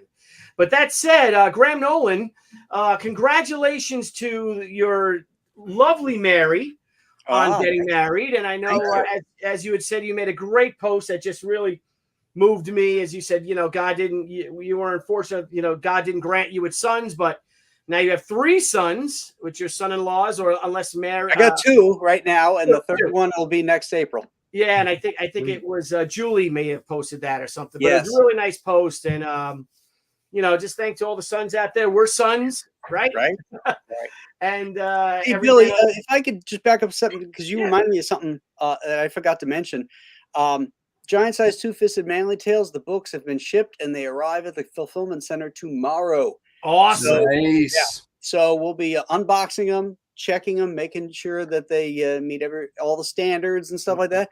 And we'll hopefully start shipping. What's tomorrow? Wednesday. Hopefully Thursday or Friday we'll begin shipping. And I'll be signing these tomorrow on my YouTube channel and shipping them out for you, Graham. Thanks, buddy. These are the portfolio pieces. Yes. Two-Fisted Manly Tales. So this is mine, and then you have 5 others, which are the Bros artwork there. Yeah. And Art, I thought there wasn't going to be any lying on this episode. You're not signing them. You're not sending them out. I'm not. You just wait a minute. Billy told me last Friday, I've got them, I've signed them, and they're going in the mail today. Yep. But I packed them up, and I don't do the mailing. Debbie does the mailing. Tuesday. I don't know if you just threw your wife under the bus. Mine are shipped. Mine are shipped. Here, I've got yours. I've got yours. Anyway, so it's really hard for us to get these. Wait, what happened to Aaron? Oh, sorry, Aaron. I gotta go make dinner. All right. Well, guys, thank you. Right. Wait, Art. Don't give Art some Art's time. not sharing anything. Well, I got mine. I said I'd go last because I don't really know how to do it the way you guys do. So here, Lord. I'm sharing. Okay. Right. You blew off Ethan's show. You didn't want to share on that, and I didn't think you wanted to share on this one. Here we go. There it is. Look at you. Look at you. All right. This is Black and White Volume 2, Man versus Machine. In a world where law and order is often blurred to gray, justice can only be black and white. And white. So We are 115,944. So we are one backer away from 116. I want to thank each and every one of you for supporting and backing this project. You are making a dream come true. And here's just highlights. We have the original cover here, or the main cover. We have Kenneth Roquefort variant. We have Joe Bennett variant. And we have a Greg Capullo variant. And so we have the second printing of issue 1. So issue 1 and 2 will complete the origin saga. And so then we also have this book really just exclusive to this campaign, which is a 22-page high-octane animated adventure. And you talk about CG's own. This is Von Klaus of Monster MD fame, and Pedro Eng, which is a CG supporter. And this is his first time ever penciling and inking a comic book. So yeah, we do give people opportunities, and if you're outstanding, you get work like this. So Pedro's very, very good, and he proved his chops indeed on this 22-page story. It's really, really good. We have wraparound black and white T-shirts. We have them in two different sizes or size groupings. And then we have the Inko tee, and we just added the Keshi figures. So we sold out of the first batch. So there's only, 16 more for this exclusive. And this is an exclusive price, 15. They'll go back to 20, which is what they're supposed to be at. And I think after this, the black and white ones won't be available. So there'll be multiple colors after this. So these are the kind of the exclusive black and whites. And let me come back, and then I want to share something else with you. A little update on what I'm working on. So these are layouts, which are pretty much like breakdowns. They're a little bit more detailed than layouts. How are those breakdowns? I know. Pages, you lunatic. Taking too much time. I am a lunatic, but like this is book would be out by now if you would. Okay, that's a layout. All right. Yeah, this is kind of where it starts. So that looks like the newest Marvel comic. You can get a job at Marvel and DC now. Yeah, There you you could. go.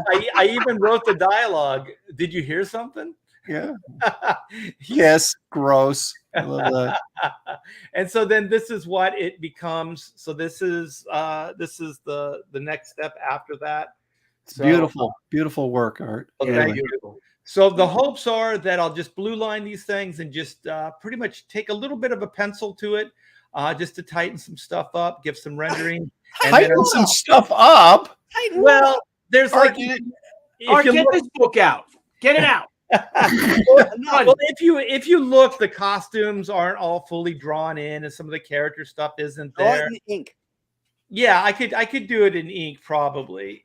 Yeah. So then there's this. What a lunatic! Did we do? Man. Look at this. I'm real happy with this panel right here. I think That's called analysis paralysis. Yeah. Well, it's going to kick ass. It's the best thing I've ever drawn, and I'm really, really happy with it. So here's a spoiler alert page. So we have a little bit of violence in this book. Whitney is a bit of a loose cannon, and is that blood or is that a robot? I don't know what it is. You're just going to have to pick up the book and find out. Oh, you look how coy you are. Teaser. Oh. Teaser. You have to figure it out. Sneaky Bear. Yes. Sneaky grabbing her staff back. Sneaky T. Sneaky T. Yeah.